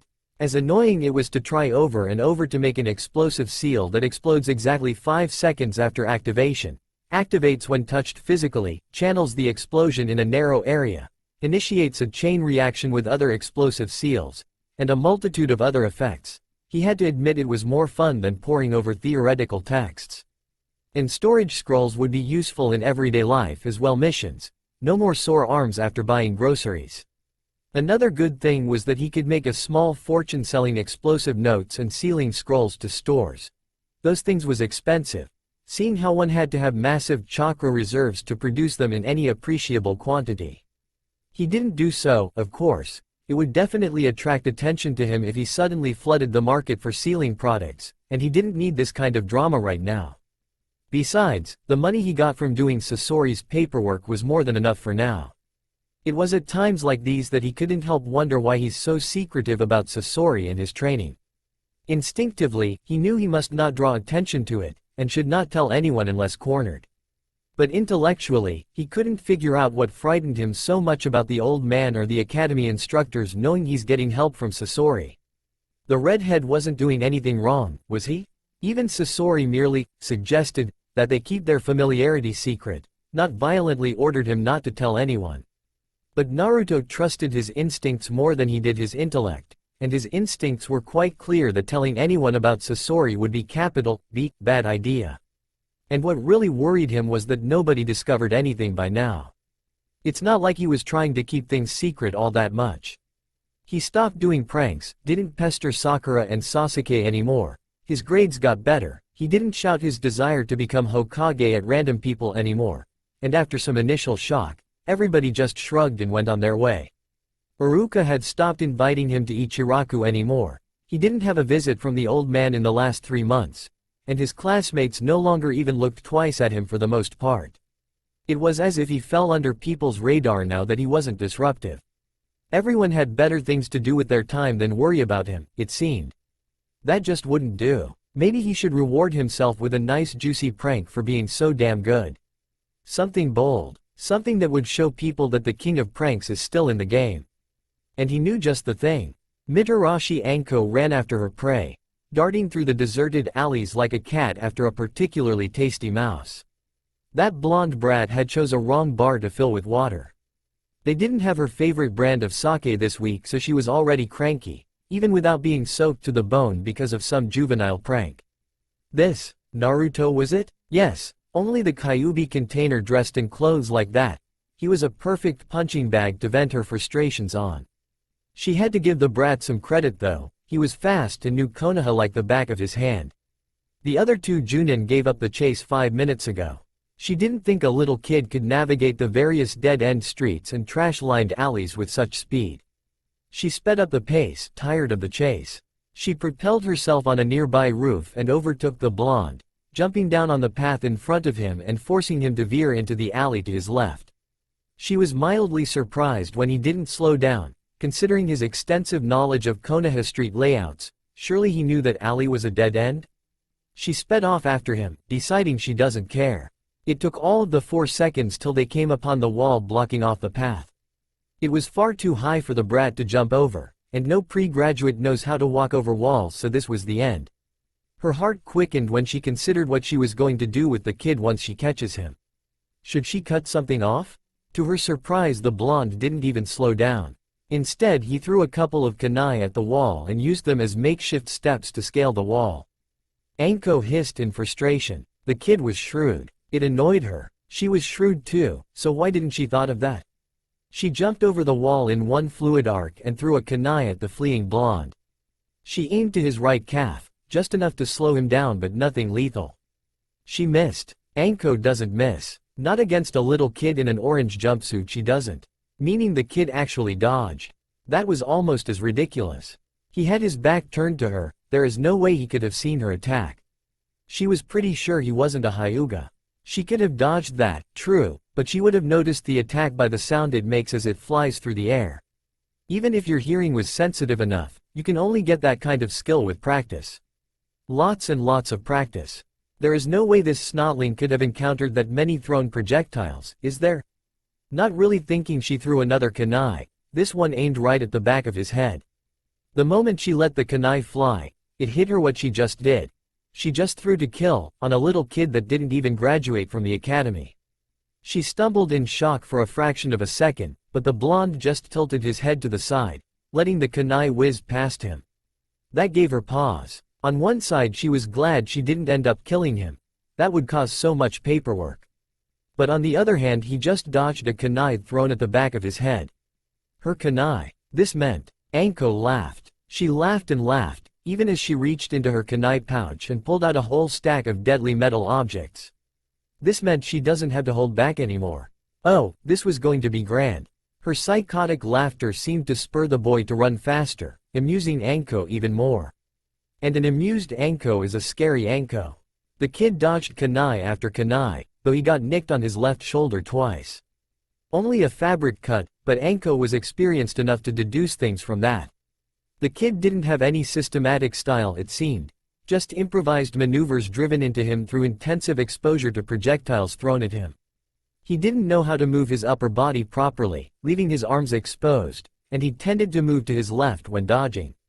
She licked her lips and aimed her next kunai at the blonde's left arm, and was rewarded by a yelp from the brat as the kunai cut into his forearm. The kid dived into the street to his right, heading for the market district. Anko snorted. If he enters the crowd, she won't be able to make pot shots at him. She needed to end this. The kid was good at dodging, but some things cannot be dodged. She grinned psychotically and threw a wide area hail of kunai in his direction. The boy dived to the side, snatching a trash can lid in the process and using it as a makeshift shield. 2 kunai dived deep into the metal but were neutralized. The blonde dropped the lid without a second thought and ran onward. The kid did manage to break into the market district, disappearing into the crowd. Anko cursed and jumped on a nearby roof to scan the teeming mass of people. It should be trivial to find someone dressed in glaring orange, but she could not find anyone. She was frantically inspecting the crowd and getting more annoyed every second when it occurred to her that she's being stupid.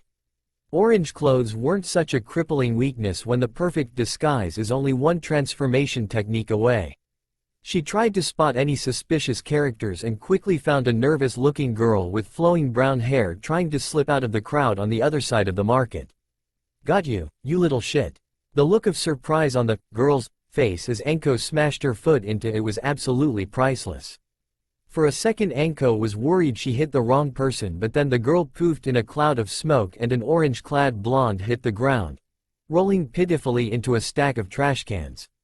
He got up quicker than Anko would have guessed, holding his hand to his bloody nose. "Crazy lady," he screeched. "What the hell is wrong with you? You could have killed me." "Please," said Anko. "If I wanted you dead you would be." That was just a light tap. The blonde removed his hand from his nose and thrusted his bloody palm towards her. "This is not a light tap. I think you broke my nose. No, I didn't. I've seen enough broken noses to tell. Besides, you deserved it. What on earth gave you an idea to flood a Junin bar, anyway? The blonde muttered something about crazy ladies under his breath. Anko thought it was cute. Most people would use the word, bitch, somewhere in there, but the kid studiously avoided using any naughty words. Hell, he called her a lady. A crazy lady, but still. Come on kid, you're buying me dango. What? Why should I do that? You led me on a chase across the entire village. Be grateful I haven't castrated you. Anko threw a napkin to Naruto so he can wipe his face somewhat and then dragged him off to her favorite dango stand. The kid made very little fuss as she set about eating her heavenly menu. She noticed the blonde was not only nursing his nose but also the arm she cut with her kunai. Oh, don't be a baby, snickered Anko. It's just a shallow cut. It burns and I feel a little sick. You poisoned that kunai, didn't you? Anko paused. Sorry, I keep them in different pouches but sometimes they get mixed up. It's just wasp vine extract, I know. Since I'm not on the ground, lying in my own vomit, I'm guessing it's been at least a week since you applied it. It loses potency fast in air. Anko stopped chewing for a second, listening to the kid. The brat was just full of surprises. How did you know that? I've read a bit about poisons. And I had that particular one used on me before. Anko continued with her eating. The fact that he had a knockout poison used on him was mildly disconcerting, but the blonde had said it as if it was the most normal thing in the world, so she decided not to pursue the subject. Now I know how old man feels every time he takes me over at Ichiraku's, said Naruto unhappily as he watched the dango sticks pile up. Anko looked at him curiously. Old man, who I think it is. If you think, old man Hokage, then yes. Anko couldn't stop from snickering. The kid called Sarutobi an old man? You call him that to his face? Of course. You're an interesting kid, brat. I'll let you buy me dango next week too. Naruto glared at her. You say that as if you're doing me a favor. Why would I want to do something like that? I'm 10, crazy lady. What you're? Anko looked at the brat curiously as he suddenly stopped, as if her realized something. You know what, crazy lady? I could buy you dango every week, said the blonde, grinning evilly. Anko didn't like that smile.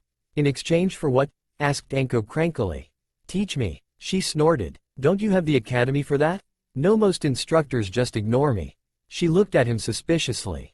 She could understand him. The instructors at the academy ignored him because he was the Kyuubi container, and they ignored her because she was a total nobody. Until Orochimaru took her under his wing, of course, and that ended up in disaster. Truthfully, she was a bit flattered that he asked her, of all people, to teach him, well, anything.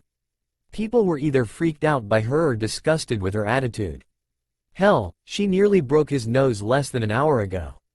She devoured her last dango and motioned the blonde to pay for her meal. Meet me here next week at the same time and we'll see. Naruto collapsed on the ground and closed his eyes, his stamina completely spent. The dust from the explosion bit into his eyes, but he could hear the slithering of a giant snake as it approached.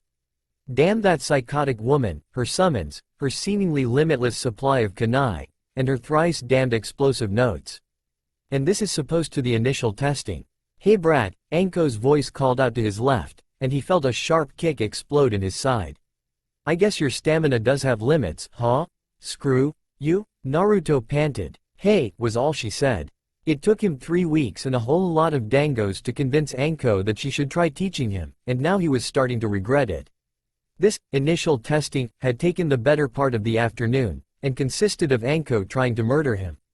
He had to use every trick he had, and while he knew that Anko wasn't actually going all out on him, she was certainly more serious than anyone he ever fought.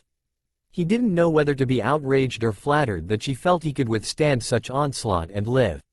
Well brat, after surveying your skills, I have to say you're not too shabby, but one thing is glaringly obvious to me. Your kunai handling sucks. Seriously, who the hell taught you that rubbish? No one. I just practice. It's not like there is some sort of science behind throwing kunai. Evidently that was the wrong thing to say, because a kunai slicked his cheek open the moment he was finished. He was going to shout at her but found a kunai pressing into his neck and Anko crouched over him, whispering into his ear. What was that, brat? Nothing. Nothing. The pressure on his neck disappeared and Naruto found himself staring at Anko's smiling face. Okay then, let's talk. Story time, yay. Naruto nodded, aware that it wasn't a suggestion. First of all, began Anko, kunai aren't just for throwing. If you just wanted things to throw, there are specialized throwing knives that serve much better for that. A kunai is an amazingly versatile weapon. A piece of art. Naruto resisted the urge to groan. It was Sasori and his puppets all over again. A kunai is lightweight, easily concealable, and fits perfectly between the ribs of annoying people you want to kill. It is sturdy and difficult to break, allowing it to be used effectively against vastly heavier weaponry. It is balanced for throwing and has a hole in the end that you can tie a rope or an explosive tag onto. You can use it as tool, a piece of a trap setup, or makeshift steps to scale a wall and escape a crazy woman chasing after you. They are, in short, amazing, and you'll be learning all about it on your meetings. Oh come on, protested Naruto. You can teach me something better than that. Using kunai is so pedestrian, offered Anko. If it makes you feel any better, I won't be teaching you just how to handle a kunai. You'll learn how to handle all common ninja equipment, explosive tags, smoke bombs, wires, and traps. You'll be thanking me later. Naruto looked at her incredulously. Why? What's so special about all that stuff? TCH, Anko scoffed. Honestly, academy students these days, look, a wimpy little kid like you can't do shit against adults when it comes to taijutsu and you have next to no chakra reserves. The only way you're going to survive against other ninja is either through genjutsu or weapons. And you don't look like a genjutsu type to me. Really, weapons are awesome. They're very lethal, even in the hands of someone like you. Yes, well, said Naruto without much enthusiasm. I have just one issue with all this. I have massive chakra reserves. So you can go ahead and teach me some actual techniques instead. Said Anko, rubbing her chin thoughtfully, probably just to annoy Naruto.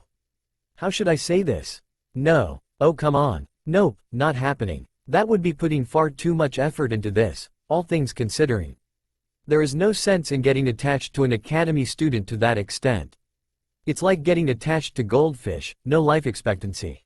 Come back to me when you're at least a chunin if you want to learn some of my techniques. Naruto glared at her. So much for a vote of confidence. He sighed. All this work and she wasn't even willing to teach him any techniques. Total waste of his time. Plus, teaching techniques is much less fun than what I have in mind, continued Anko. Naruto suddenly paled. He didn't think he liked Anko's interpretation of fun. And with the carrot of awesome techniques gone. Listen, Anko-san, said Naruto nervously, rubbing the back of his head. This whole thing seems to have been a big mistake. Why don't we just go our separate ways and… Naruto stopped as Anko started laughing. It wasn't a nice laugh. She snatched him by his shoulder and clasped down hard on his collarbone, causing Naruto to suppress a scream of pain. Oh Naru-chan, Anko said, leaning in so she could whisper into Naruto's ear. Didn't anyone teach you not to do things halfway? You can't leave a girl dry like that, just when the things are heating up. You've got me all hot and sweaty, and you're not going anywhere until the climax. Ah, said Naruto, squirming in pain. The way she phrased it, it was wrong on so many levels it wasn't even funny. I'm not sure what you're implying here Anko-san, but… Anko suddenly let go of him and stepped back. For a moment Naruto thought he was safe, but then the woman from hell pulled out a stack of kunai out of her pouch. The purplish sheen on them told Naruto that they were all coated with poison. His eyes widened. Run little piggy, said Anko with a crazed grin. I want to hear you squeal. What else could he do? He ran. His heart was beating too fast, and no matter how much deep breaths he took he couldn't calm it down. He took a tentative step forward, nervously scanning the dense foliage around him looking for any sign of his opponent or his opponent's allies. The crickets in this forest were unusually loud, and their singing was drowning out Naruto's sensitive hearing, making it difficult to hear his opponent coming. A low whistle was the only warning he got of an incoming attack. Only his trained reactions forged through his sessions with Sasori and Anko allowed him to jump sideways to evade a kunai barrage and then turn around fast enough to deflect a kunai thrust at his back. His opponent stood in front of him, silent and impassive, biding his time for a strike. Shino was good. A minute later Naruto was wondering if sharing all his insight about weapon handling with Shino was such a good idea. Shino had apparently practiced just as fervently as Naruto did, and he had more physical bulk than Naruto, allowing him to put more weight behind his attacks. Naruto thought that he would have advantage over Shino because he was exposed to a vicious opponent like Anko, but clearly Shino had someone just as skilled to practice with. He should have known really, Aburame are a fairly large clan, so there's bound to be a weapon specialist among them. His ego somewhat hurt, Naruto decided to spice things up. Without warning, the fingers in Naruto's free hand lit up and a glowing chakra scalpel sprung to life. Naruto swiped at Shino's shoulder, going for a shallow cut. The terms of the fight stated that the first person to draw blood wins. But though the scalpel bit into Naruto's opponent, something was wrong. It went too easily through clothes and flesh, and there was no blood. Shino in front of him collapsed into Kikai, who rushed towards Naruto to engulf him. Crap! Naruto reached into his pouch and threw a couple of gas pellets at the rapidly approaching mass of insects before jumping back.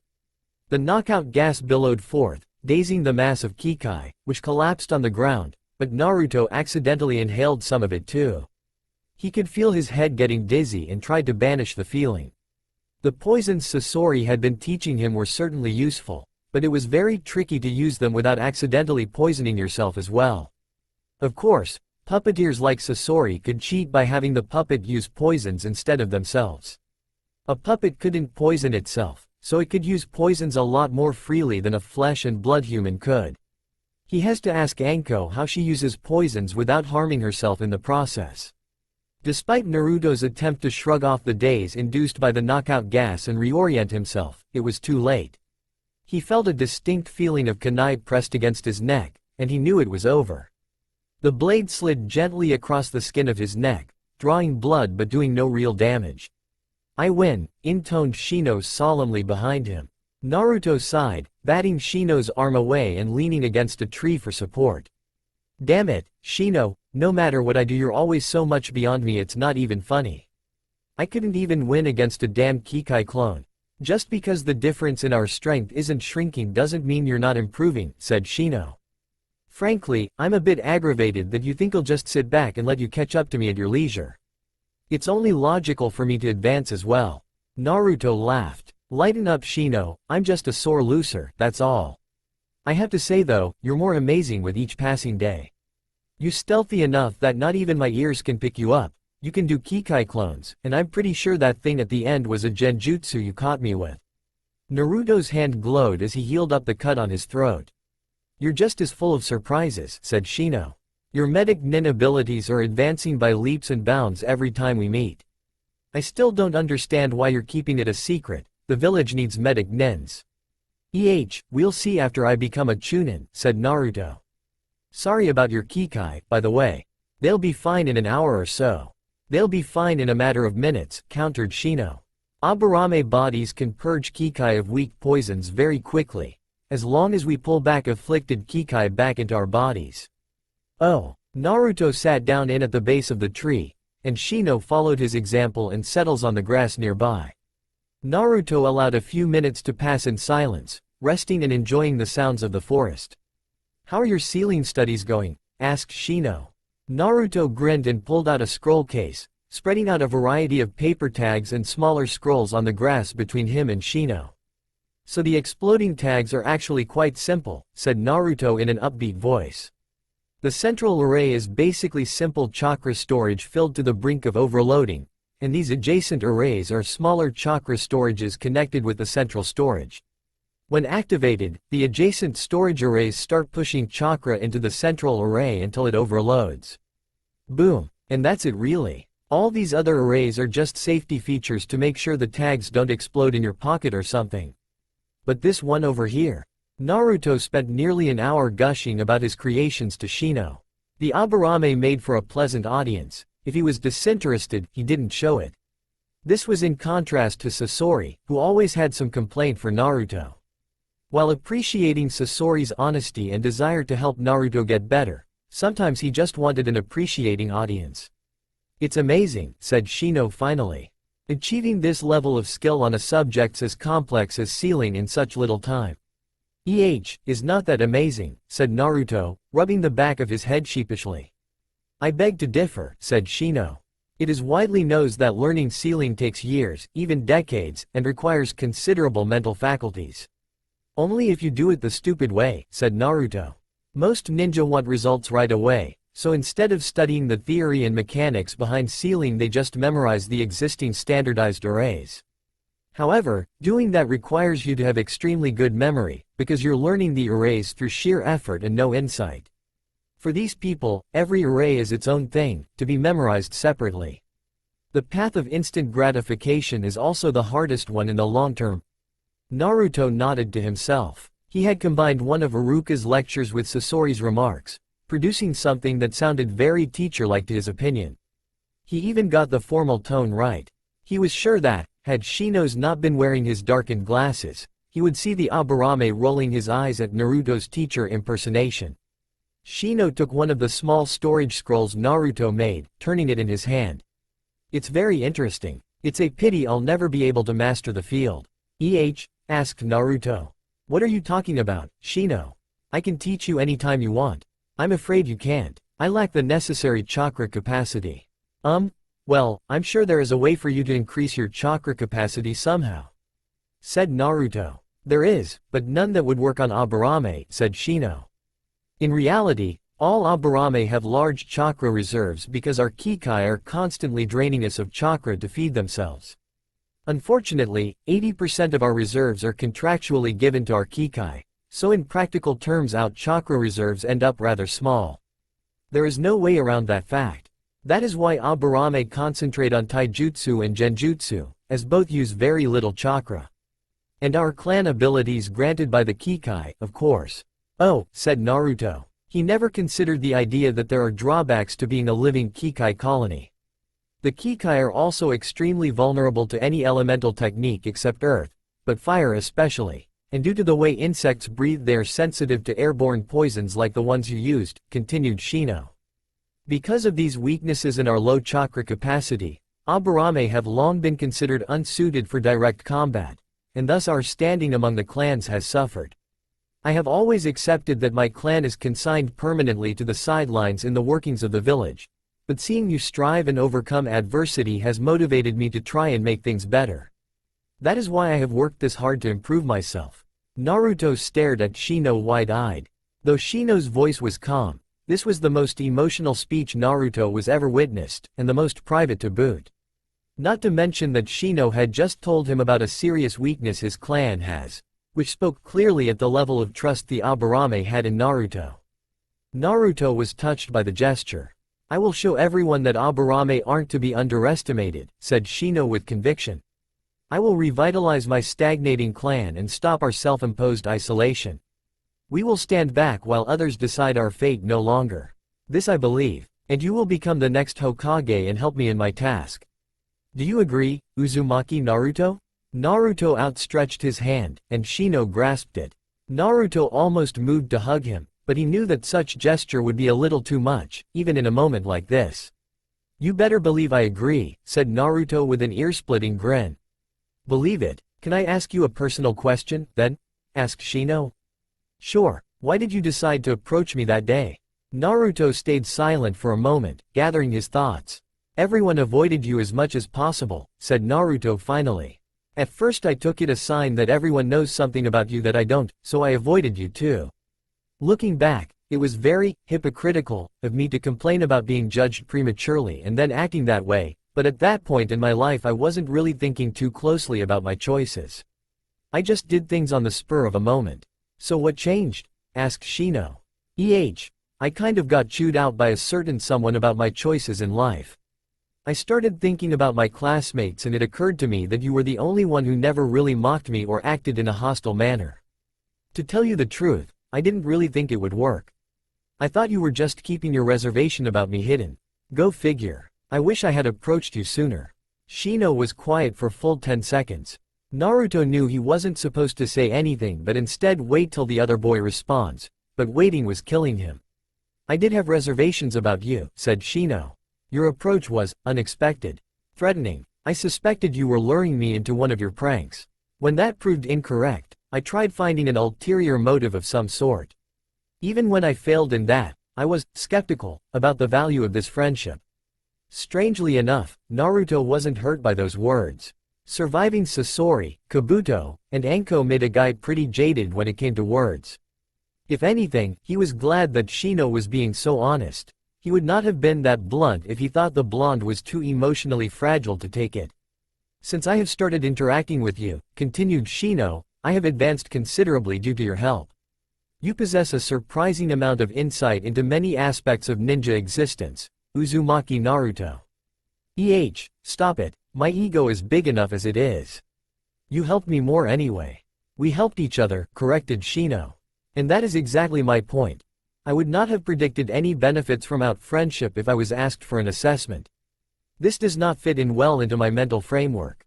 Naruto grinned. You're just too cynical. Someone needs to curb your unwarranted optimism, said Shino blankly, though Naruto could detect a faint teasing in his voice. Naruto took the resulting silence as an excuse to pull out a sandwich he prepared for himself and bit down. If I may ask, said Shino after a while, why are you so sure I'm the only one receptive to your approach? Naruto swallowed and sighed. I approached everyone. Every single person was aggravated by my presence. I suspect some of them don't really hate me but their friends do. Or they think their friends do.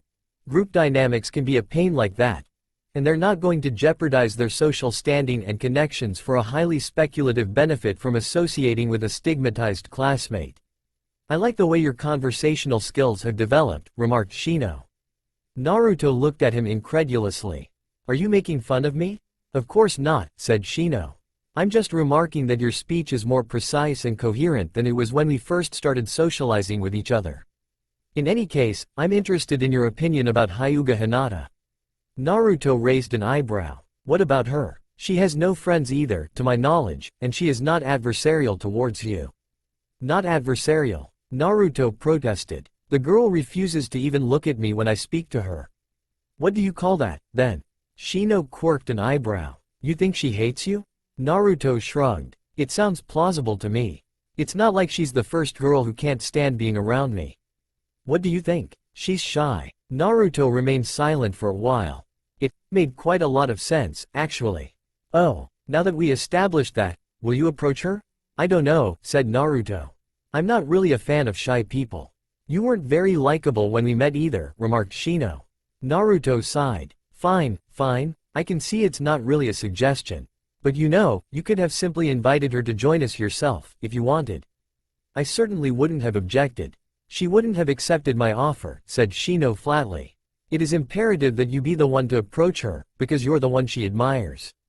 Naruto dropped his sandwich to the ground and fought back the blood that pooled into his face.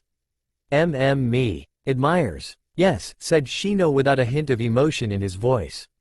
But I'm not. There is nothing admirable about me. Apparently she believes otherwise, said Shino. She has expressed an admiration for your persistence in the face of adversity. She hopes to one day possess a strength of character matching yours, so that she may one day persevere in the face of her own obstacles. Naruto clapped a hand over his mouth, trying to restart his brain. This was just too much. She thought so highly of him. What the hell did he do to deserve such admiration? Naruto? I'll see what I can do. He glanced down at the dropped sandwich, but it was already beset by ants. It was just as well. He wasn't hungry anymore. Anko, why are you so brutal in out training sessions? Panted Naruto. Iruka tells me that's a terrible way of teaching people stuff. It was difficult to fit Anko's lessons into Naruto's routine. Anko's missions took her out of the village often, so their meetings followed a completely erratic schedule, but he managed. The fact that Anko unerringly tracked him down when he failed to show up helped his motivation. And every once in a while Anko would get bored with how he's progressing and then they'd play a game of tag. No, the children's game. In this game Anko threw kunai with explosive tags attached to them at Naruto and he had to run away and dodge to save his own hide. She claimed she found their meetings therapeutic. Well, this Iruka doesn't know shit, said Anko.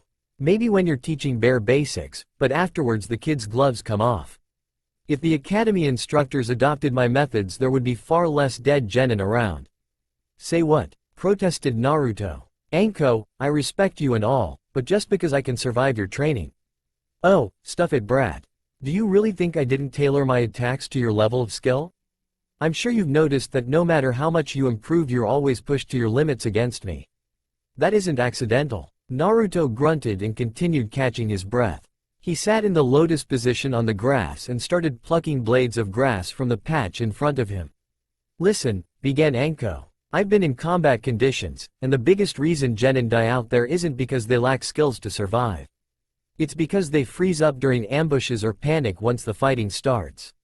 So many graduates think they're oh so deadly, but their training consisted of chucking kunai at static targets and doing friendly spars. So once they're thrown into an actual combat situation, they break down. The ability to pull anything off in a real situation comes from training under real pressure, sparring against people who want to kick your ass and whose abilities you don't know. Naruto looked at Anko, completely stupefied. She had a reason for behaving like she did. He figured she was just being sadistic. That's one reason I agreed to train you, remarked Anko. Remember our initial testing? Naruto shuddered. Well anyway, continued Anko.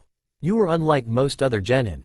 You didn't freeze up when I attacked you, and you remained lucid enough to use the terrain to your advantage. You didn't hold back against me, and it was clear you've practiced your throwing on some sort of moving targets. You had stamina and you fought till your last breath. I was impressed, and by now I can honestly say that I didn't make a mistake. You've been doing good. Frankly, I've been purposely putting pressure on you, to see how long you'll last before you crack, but you just keep coming for more. Naruto grinned widely. I hope I don't have to puncture your ego now, Anko remarked. You know I like puncturing things. Naruto immediately dropped his smile. He did know. Oh, how he knew. Anyway, continued Anko. Today I was thinking I should brat, what the hell are you doing? Naruto didn't bother to look up. He was sitting in a lotus position, palms outstretched in front of him, blades of grass gently circling in a ring above his palms like so many green ribbons. It's a chakra control exercise, answered Naruto. What does it do? Naruto raised his eyebrow, shooting Anko a glance. Do? It improves chakra control. I mean, obviously, it's a chakra control exercise. What else would it do?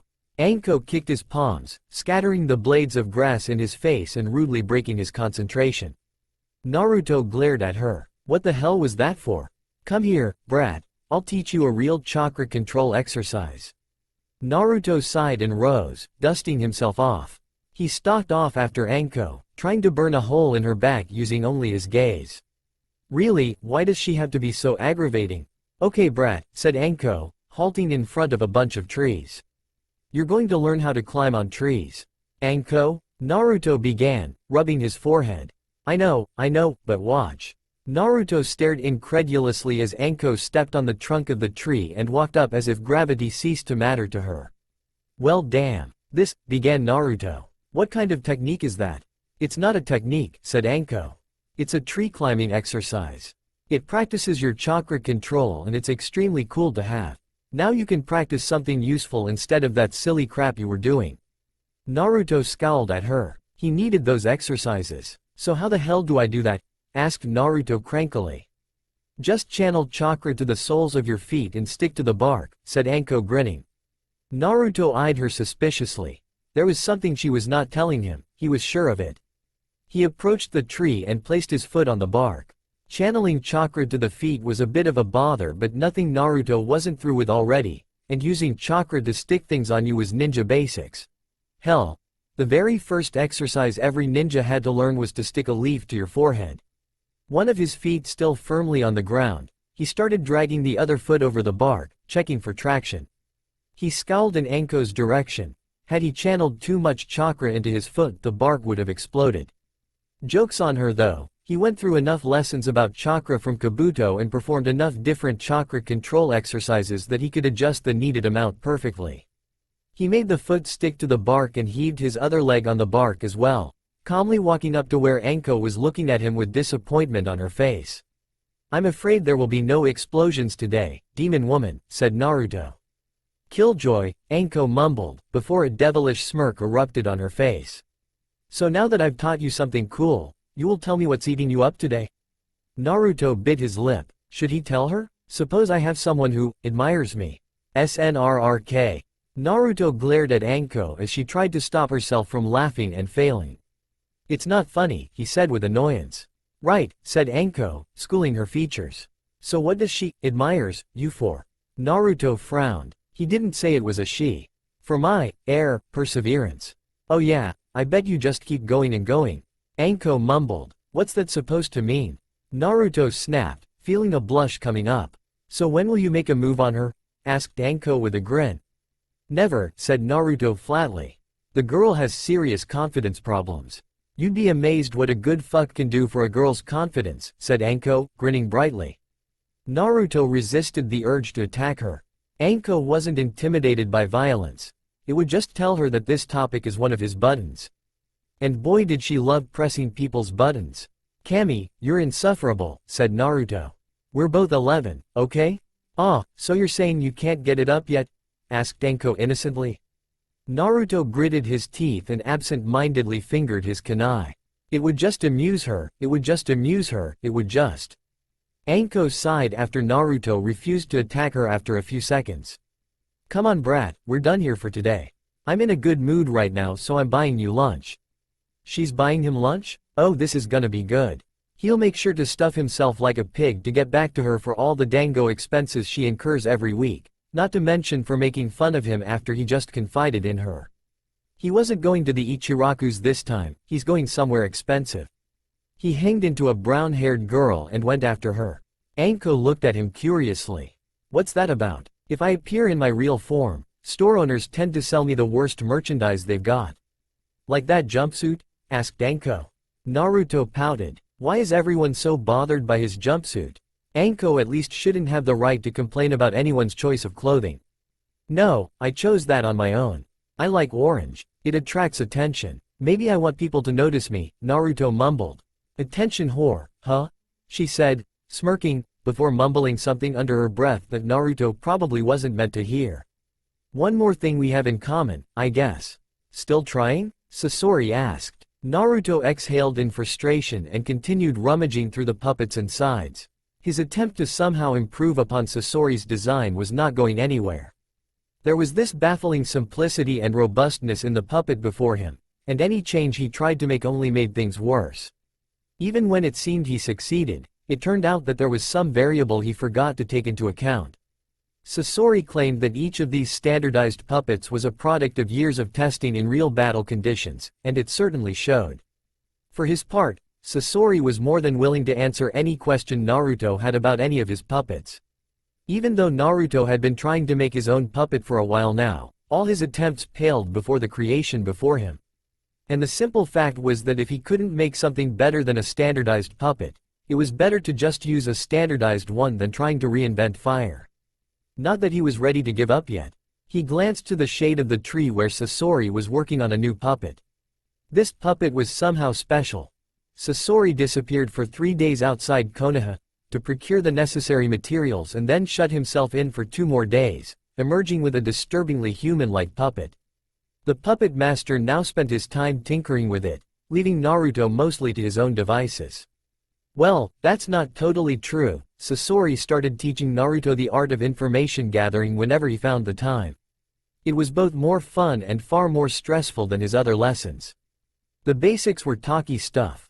Lectures about gathering information, in plain sight, drawing conclusions from misinformation, not giving anything important away in conversations, interrogation procedures, common ways that people hide objects, and actually effective methods as a counter-examples, best places to begin searching for someone or something, how to research public records and libraries, things like that. But instead of testing Naruto's retention through verbal questions, Sasori gave him missions to accomplish. Some of them were merely pranks with some concrete goal underneath, but most were pretty bizarre. Go to the library and reconstruct the state of politics in the elemental countries during the Third Ninja War. Find out the names of the Chunins guarding the village gate. List the names and locations of all ninja shops in Konoha. And so on. Some of the missions were silly easy and some of them were the most nerve-wracking things Naruto ever did in his entire life. Personally, Naruto suspected Sasori gave him those missions just to get rid of him while he tinkers on his beloved puppets, but he did them anyway. Not unexpectedly, these information-gathering efforts did not go completely unnoticed and earned him a visit to the Hokage's office. Fortunately, Sasori had drilled into Naruto just what to do in a situation like that. Communicate clearly. Provide details liberally, Sasori had said. Remember to deliver your lines with utter conviction and absolutely no hesitation. The lie-detecting abilities of most authority figures are completely mythical, and mostly come down to detecting fear and incoherence of speech as signs of deception. Don't contradict the facts. Speak either in half-truths or non-sequiturs that require your targets to make conclusions themselves. People are always more willing to believe something they think they figured out themselves. In line with that, Naruto was honest with the old man, flat out telling him he was practicing information gathering and describing his accomplishments in great, and mostly unnecessary, detail. He didn't tell the old man where he got the idea for it, but he dropped Shino's name so many times in his conversation that he was sure the old man thought of the Aburame as his teacher. Since Naruto did talk to Shino about his information gathering efforts, it wasn't exactly a lie. The story seemed plausible to Naruto, and the old man thought so too. Greatly amused, he told Naruto to notify him if he finds out anything. Even gave him some pointers. Naruto sighed. Sasori may be skimping on his duties as his mentor a bit, but at least he doesn't want to look at the seal again. Lying half naked while an older boy looks meaningfully at your navel and occasionally pokes you in the stomach is an embarrassing way to spend the day. Say, Sasori, began Naruto, why are you always tinkering with those? Don't you have enough puppets already? I counted at least 15. Sasori scoffed. That's nothing. I once had in excess of 200 of them. I'm only now starting to rebuild my collection. Naruto looked at his in confusion. As far as he knew, it wasn't possible to control more than 10 puppets, no matter how good you were. 200 puppets was a definite overkill, but more importantly, how did you lose 200 puppets? Perished in battle, I'm afraid, said Sasori blandly. I nearly went with it, for that matter. You see, I was a member of a rather unpleasant organization whose operatives work in pairs, and my partner decided to leave the organization. I tried to stop him and failed. Naruto could detect a faint but noticeable undercurrent of anger in Sasori's voice. Then again, he knew firsthand how much Sasori cared for his puppets, and just how difficult it was to make even one, let alone 200. Losing 200 puppets was kind of harsh. The sheer amount of wasted effort was bad enough, even if one wasn't as emotionally attached to their creations as Sasori was. So, who is this guy anyway? Sasori sighed. An S-ranked missing nin of the leaf called Orochimaru. Naruto stopped breathing for a moment. Several or Sasori's missions in information gathering concerned finding information about this guy.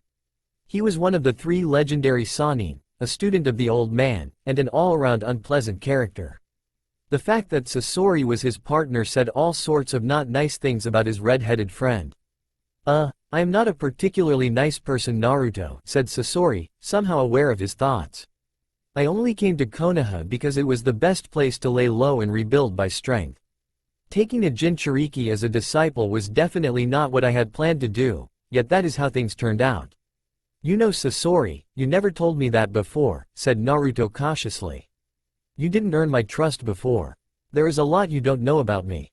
Naruto chuckled. He had come to love Sasori's no-nonsense nature, with his forthright answers and lack of sugarcoating. He filed Orochimaru under one of Sasori's buttons that he can push to make him more talkative, the other 2 being art and puppeteering, respectively. Can you just tell me something? Asked Naruto. Ask and I shall consider it, Sasori said. How come I've never been this good at learning stuff before you came along? I don't mean to belittle you or anything, but you haven't done that much. And yet, when I look at myself, how I was before and how I am now, I'm a completely different person. How did you do that?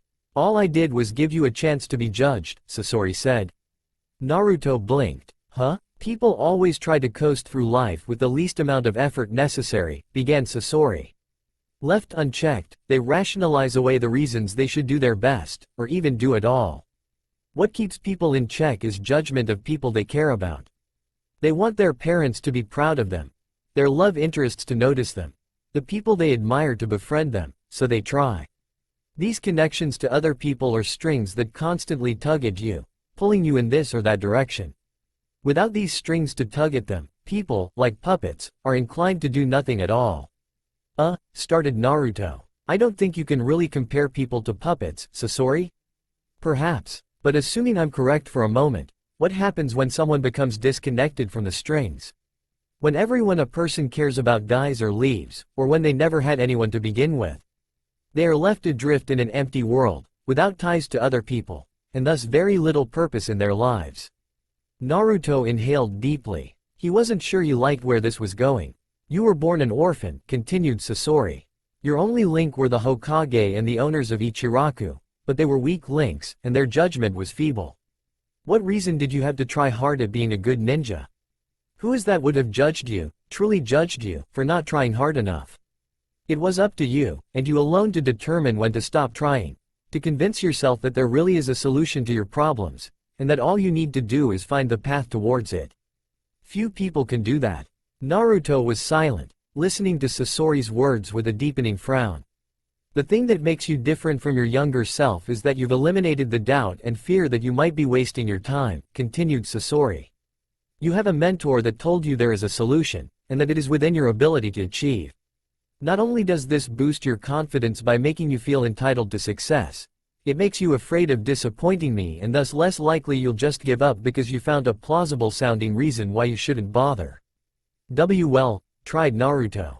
Old man also encouraged me to. Exactly, said Sasori. Encouraged. He offered you his compassion, not his unbiased opinion. You desire my encouragement because you know it's not guaranteed. It is in the nature of judgment that it can damn as well as bless, else it has no power. But I've had plenty of people, damn me, said Naruto. And who were they to you? Random strangers dismissing you without a moment's thought? There was no more judgment in that than in Hokage's encouraging words. A string always has two ends. Before my opinion could carry weight with you, you have judged me yourself and found me to be worthy of respect, someone whose opinion could go either way. Naruto exhaled heavily. Man, I guess it makes kind of sense, but you're saying the only reason I'm good is that I've got people constantly watching over my shoulder? Not just you. Everyone. HMPH. I don't think I like your view of people, Sasori. So how do you explain me getting more accepted by people around me? Somehow, my recent attempts at talking to people go a lot better than they did in the past. Sasori got a faraway look for a moment. First of all, when I met you, you were clingy.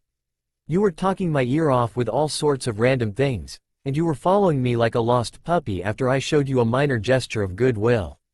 There was an air of desperation about you, and desperation only attracts vultures. Naruto inhaled heavily and resisted the urge to protest. Ouch. Hearing that really fucking hurt. He was accustomed to Sasori's deadpan explanations by now, but couldn't he have been just a little gentler?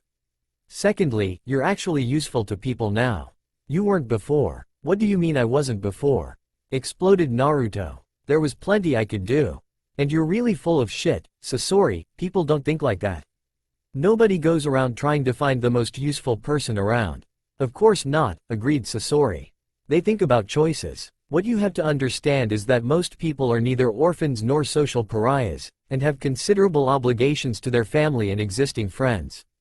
You must have noticed that now that you've made some friends and started taking your training seriously, your free time has reduced drastically, forcing you to prioritize things. People have a routine that takes up most of their time and some buffer for unexpected circumstances, and you have to make it worth their while if you want them to rearrange their life to accommodate you in it. Otherwise, it makes more sense for them to consolidate their existing relationship rather than forge one with you. Naruto fell silent, unwilling to continue the discussion any longer. He reached into his backpack and made a small fire to boil a pot of water. 4 cups of instant ramen patiently waited till he's finished. Even after all this time, Naruto still found Sasori's opinions deeply unsettling. Yet he kept asking for them. Maybe it really was truth that he desired his judgment, his opinion, that double-edged sword that can both kill and heal. Or maybe he's just a masochist. After all, he once had an unhealthy obsession with Sasuke and Sakura. He had accepted Anko as a teacher, and regularly tempted irate villagers with his pranks. Really, Sasori was just completing the pattern. The only people in his social circle that weren't either brutally blunt or a danger to the unwary were old man and the Ichirakus, and they didn't really hang out around him all that much. Maybe that's why he didn't like Hinata all that much, not aggressive enough. He tried imagining Hinata yelling at him and bopping him in the head, and was disturbed to find he actually found this fictional aggressive Hinata rather cute. He slammed his head into the tree behind him. Bad thoughts, bad thoughts, bad thoughts. The last thing he needs is another Sakura. He decided he wasn't going to distract himself with romance for the foreseeable future, and that decision stays. Besides, Hinata was not confident and aggressive. She was deferential, indecisive, and prone to fainting and panic attacks in stressful situations. She was. Desperation only attracts vultures. Desperate. Hinata was desperate, so desperate that she latched onto him, of all people, as her idol. Her insecurities were a big juicy target for anyone unscrupulous enough to target her. That's when he decided that he would help Hinata overcome her despair, just like Sasori helped him. He didn't know if he was up to the task, but he figured he would just repeat what Sasori did with him. He would give her a chance to be judged. "Hey Sasori, want some ramen?" he called out to Sasori. "I already ate," Sasori answered. "You always say that. I'm beginning to think you don't like ramen. You're not that sort of freak, are you?" "Of course not." "Good, because ramen is the food of the gods. It's so good that, Naruto, if you don't shut up about ramen I'll sew your mouth shut." Naruto clacked his tongue. Possibly the creepiest thing about Sasori's threats was that he deployed them so calmly and without changing the inflection of his voice too much. He would say horrible things with the same voice he always used, like he was talking about the weather instead of threatening to gut you like a sardine. He really should leave the puppet master when he's tinkering with his puppets. He really should. "What do you think about my eating habits?" asked Naruto suddenly. Sasori looked at him in obvious surprise. Naruto grinned, pleased that he managed to throw the older boy out of tact. "What? Everyone is always nagging me about how much ramen I'm eating. Do you think they're right? One of the major downsides of having high chakra reserves is an increased need for calories. And when it comes to calories, few foods can match raw carbohydrates. Like, say, noodles. Unfortunately, noodles are rather bland by themselves, so most people add some sort of flavor to them. Like putting them in a soup or broth." Naruto stared at Sasori in surprise. "So no, I don't think they're right," concluded Sasori. "You're not getting fat, so it's obvious your body needs all that food. If anything, you should eat more of that stuff." Naruto's eyes started tearing up, confusing Sasori. "Naruto wa, you're my best friend ever," Naruto shouted, lunging at Sasori. "No hugging," hissed Sasori. "Stay right where you are." "Quickly, what do you think about my outfit?" said Naruto. "You could wear a clown suit for all I care," said Sasori crankily. "What did I tell you about physical contact?" "Sorry," said Naruto, rubbing the back of his head. "I forgot you don't like touching. If you forget again, I'm going to sick my puppets at you," Sasori warned. "The poison-using ones." Okay, I get it," said Naruto. "I get it." Naruto watched and concentration and coins on the tips of his fingers continued to spin. Balancing a spinning coin on the tip of your finger was no mean feat, but that wasn't the end stage of this chakra exercise. With great concentration, he made one of the coins instantly grind to a stop, one of its sides pointing towards Naruto. After a moment of admiration for his achievement, he set the coin spinning in the opposite direction. After a few such feats, he started stopping and restarting the coins in quick succession in a rather mesmerizing display. Truthfully, he had mastered this particular exercise months ago, but it still wasn't as easy for him to perform as he'd like, and Hinata wanted a demonstration. He glanced at the Hyuga girl sitting beside him as she stared at Naruto's little show with wide eyes. Really, it wasn't that impressive. It was actually rather depressing how quickly she mastered the first 3 exercises, compared to him. He spent 4 weeks getting those right, and she did them effortlessly on her first try. She did mention that Hyuga had a more intensive regimen of chakra control exercises, since their prized Yukin depended so much on chakra control, but she was clearly more gifted at this than he was. Approaching Hinata was really a chore. The first time he walked up to her and tried to strike up a conversation she froze up and refused to speak at all.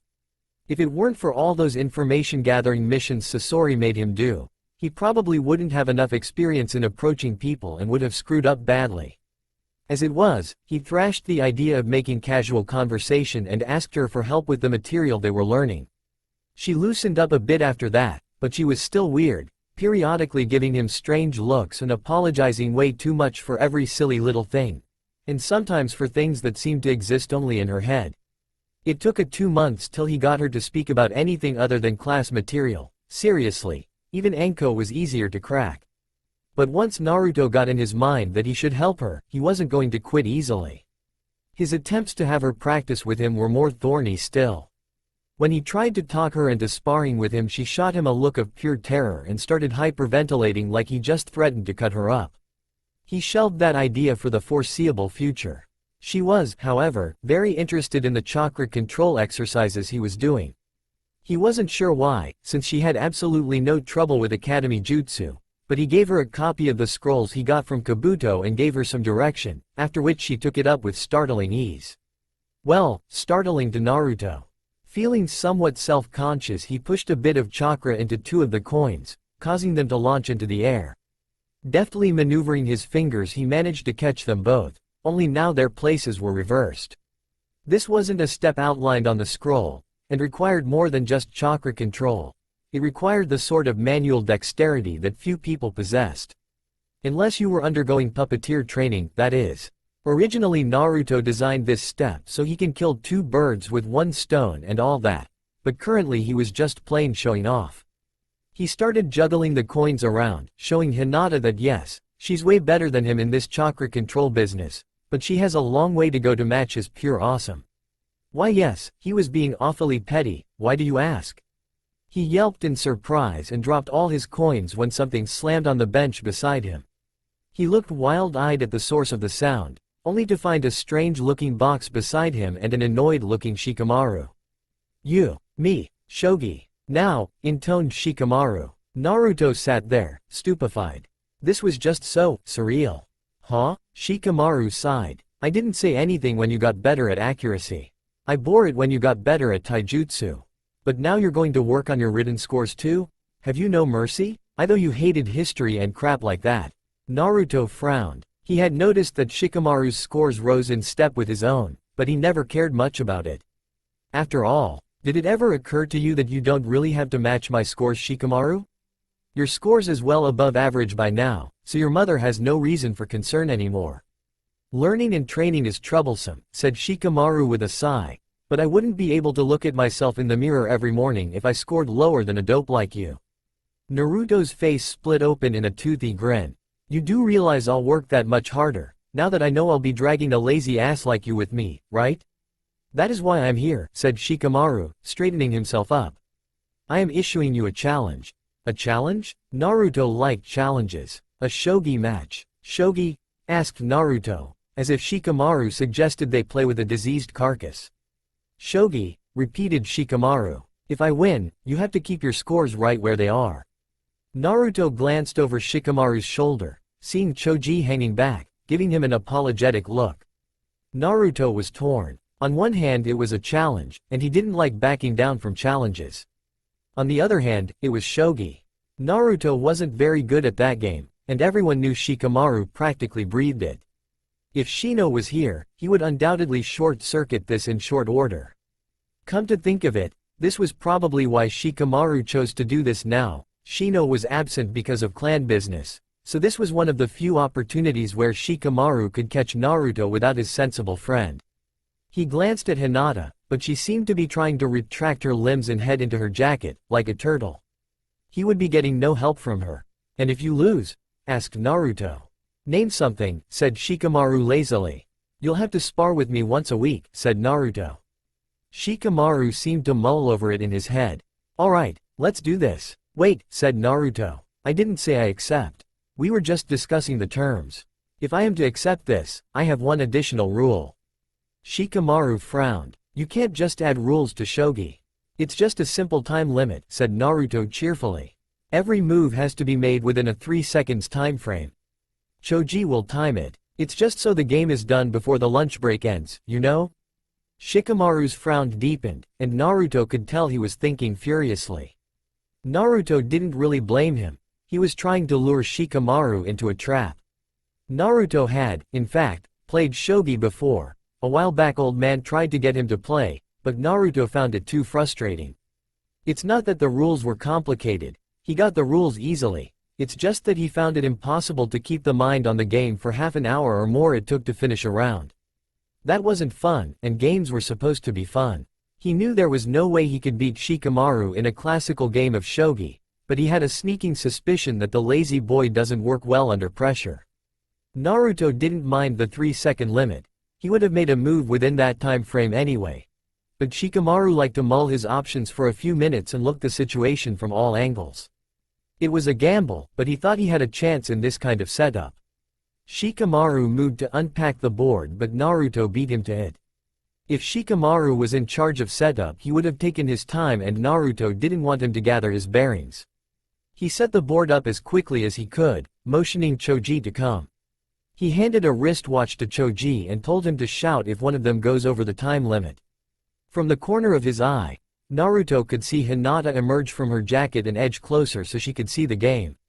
"All right," said Naruto cheerfully. "Standard rules, but failure to move a piece within 3 seconds is equivalent to a forfeit. As the one being challenged, I move first. Start." Shikamaru scrambled into his seat, caught off guard by the speed with which things were developing. He was doing great at first, probably because he memorized every possible opening in response to it. But as the game progressed, Shikamaru started showing signs of stress. His every move was straining the time limit and he was getting sloppy. Naruto ignored the first few openings so as to not put Shikamaru on guard, and then, when he felt the boy's latest lapse was too good to ignore, launched his offensive. "I win," said Naruto, trying and failing to hide the glee in his voice. Shikamaru said nothing. He stared at the board in shock, silent and unmoving. Naruto was almost sorry for him. "Almost. This isn't shogi," Shikamaru mumbled under his breath, staring at the board. "Shogi is thinking game. You think carefully and you make your move. There wasn't enough time. There just wasn't enough time." Naruto sighed. Now he was starting to become depressed. Once a week Naruto would meet up with Shikamaru on the training ground designated to academy students and spar with him. Oh, the lazy ass tried to sabotage the spars with passive resistance, but Naruto stopped that pretty quickly. His viciousness was negatively correlated with the amount of effort Shikamaru displayed on his part. In one instance he even resorted to using Shikamaru as target practice. He had to at least admit that Shikamaru was true to his word and didn't just go back on their deal, despite constant mumblings of troublesome and demands for a rematch. Where Shikamaru went, Choji followed, and Naruto found Akamichi nice to talk to every once in a while. He did manage to rope Choji into sparring with him a few times, but the Akamichi clearly wasn't ready to make an effort, and Naruto didn't have a contractual excuse to go vicious on him as motivation, so he stopped asking. After a warm-up with Shikamaru, Naruto would get his ass handed to him by Shino, who took these meetings as an opportunity to synchronize schedules for common benefit. His best friend continued to getting better just as rapidly as Naruto did, despite Naruto's efforts. Probably the most infuriating thing about fighting both with Shikamaru and Shino was their relative immunity to attrition fighting that was Naruto's greatest strength. Now that he rounded up his taijutsu basics, he often won academy spars against other people simply by outlasting his opponents, pressing for attack once they're too winded to defend effectively. But these two had a certain economy of movement that allowed them to last just as long as Naruto did. Shikamaru's lazy-looking stumbling had a certain flowing quality, using just enough energy to move out of the way and no more. His style of fighting empathized dodging and using the opponent's momentum against him, but the most insidious thing was that, at the first glance, it looked like a bastardized version of Academy Standard, rather than a highly effective style that it actually was. It made people underestimate Shikamaru and overextend themselves, trying to capitalize on non-existent weaknesses and leaving themselves vulnerable as a consequence. Shino, on the other hand, executed his movements with mechanical precision and regularity. He utilized blocking and solid footing to destabilize his opponents and never made any obvious errors or openings one could use. There was no feints or tricks in his attacks and defenses, just pure, unyielding skill that was actually quite intimidating when you had to face it. Again, the style looked superficially like Academy Standard, but Shino was using it completely unlike what they were taught in the academy. He doubted many people could notice this, but after all that time of having basic stances and principles drilled into his head by Iruka, He was pretty sure he could detect differences in the flow of movements from one person to another. Shino and Shikamaru used Academy Standard, but it was a version of it unique to them or, more likely, unique to their clans. After a few weeks another person joined their little sparring club, although Naruto had to admit he was less than pleased when Kiba showed up one day, saying he heard there was some sort of competition going on. Much like he mistook Hinata's shyness for dislike, Naruto had mistook Kiba's boisterous attitude and vicious insults for rabid hostility. In truth, the Inuzuka just had an intense personality and tended to fling insults at the drop of a hat. It wasn't that he hated Naruto specifically, he just didn't mince words around him and spoke aloud what his classmates whispered about him behind his back. Kiba was, Naruto understood now, looking for a challenge. His idea of a friendly interaction was a light brawl and a round of exchanging boasts and colorful epithets for a few minutes. Once Naruto figured that out, he was all too glad to play along, to Shino's embarrassment. Kiba wasn't bad at fighting, but he heavily relied on his dog to distract opponents, a tactic that was very effective against other academy students that never faced more than a single opponent. Naruto, having experience against Sasori's puppets and Anko's snakes, couldn't be had that easily. He still got beaten into the ground by Kiba, but the fight left the dog boy winded and appreciative of a tough opponent, like Naruto. Kiba's movements were sloppy and wasteful. He relied on brute strength and berserker rushes to end the fight quickly. Protracted fights seemed to be his bane, and Naruto was certain that in a month or two he could read his style well enough to withstand the initial rush and then show him what he thinks about his alleged unbeatability. Thus begun their rivalry, friendship. To everyone else it must have seemed like they were worst enemies, constantly yelling insults at each other and fighting, but Naruto relished the company of someone who was as uninhibited and energetic as he was. Kiba was never a close friend like Shino, or even Hinata. The boy had an ego bigger than that of Sasuke and Naruto's pre-Sasori self combined, so Naruto could only take Kiba's company in small doses, but Naruto found him to be an all-around okay character. And of course Hinata was there, though she didn't want to spar and Naruto didn't want to bother her about it. Instead she worked on chakra control exercises under Naruto's guidance. He actually managed to weasel out the reason she was so instant on learning them. Hinata wanted to be a medic nin. That is, she kinda, sort of, maybe wanted to learn how to heal people if it weren't totally unbefitting of a Hyuga heiress to choose a support role rather than taking the lead, and oh god, please don't tell anyone. He started teaching her anatomy, giving her a copy of his annotated notes so she could study them at home. She would never really match his skill without practicing on cadavers like he did, but he doubted Hinata could stomach something like that at this point. Baby steps. Baby steps. He would accomplish his goals slowly and meticulously, one step at a time. That's all for now. If you want to see next part, then please like this video and subscribe my channel. Thank you.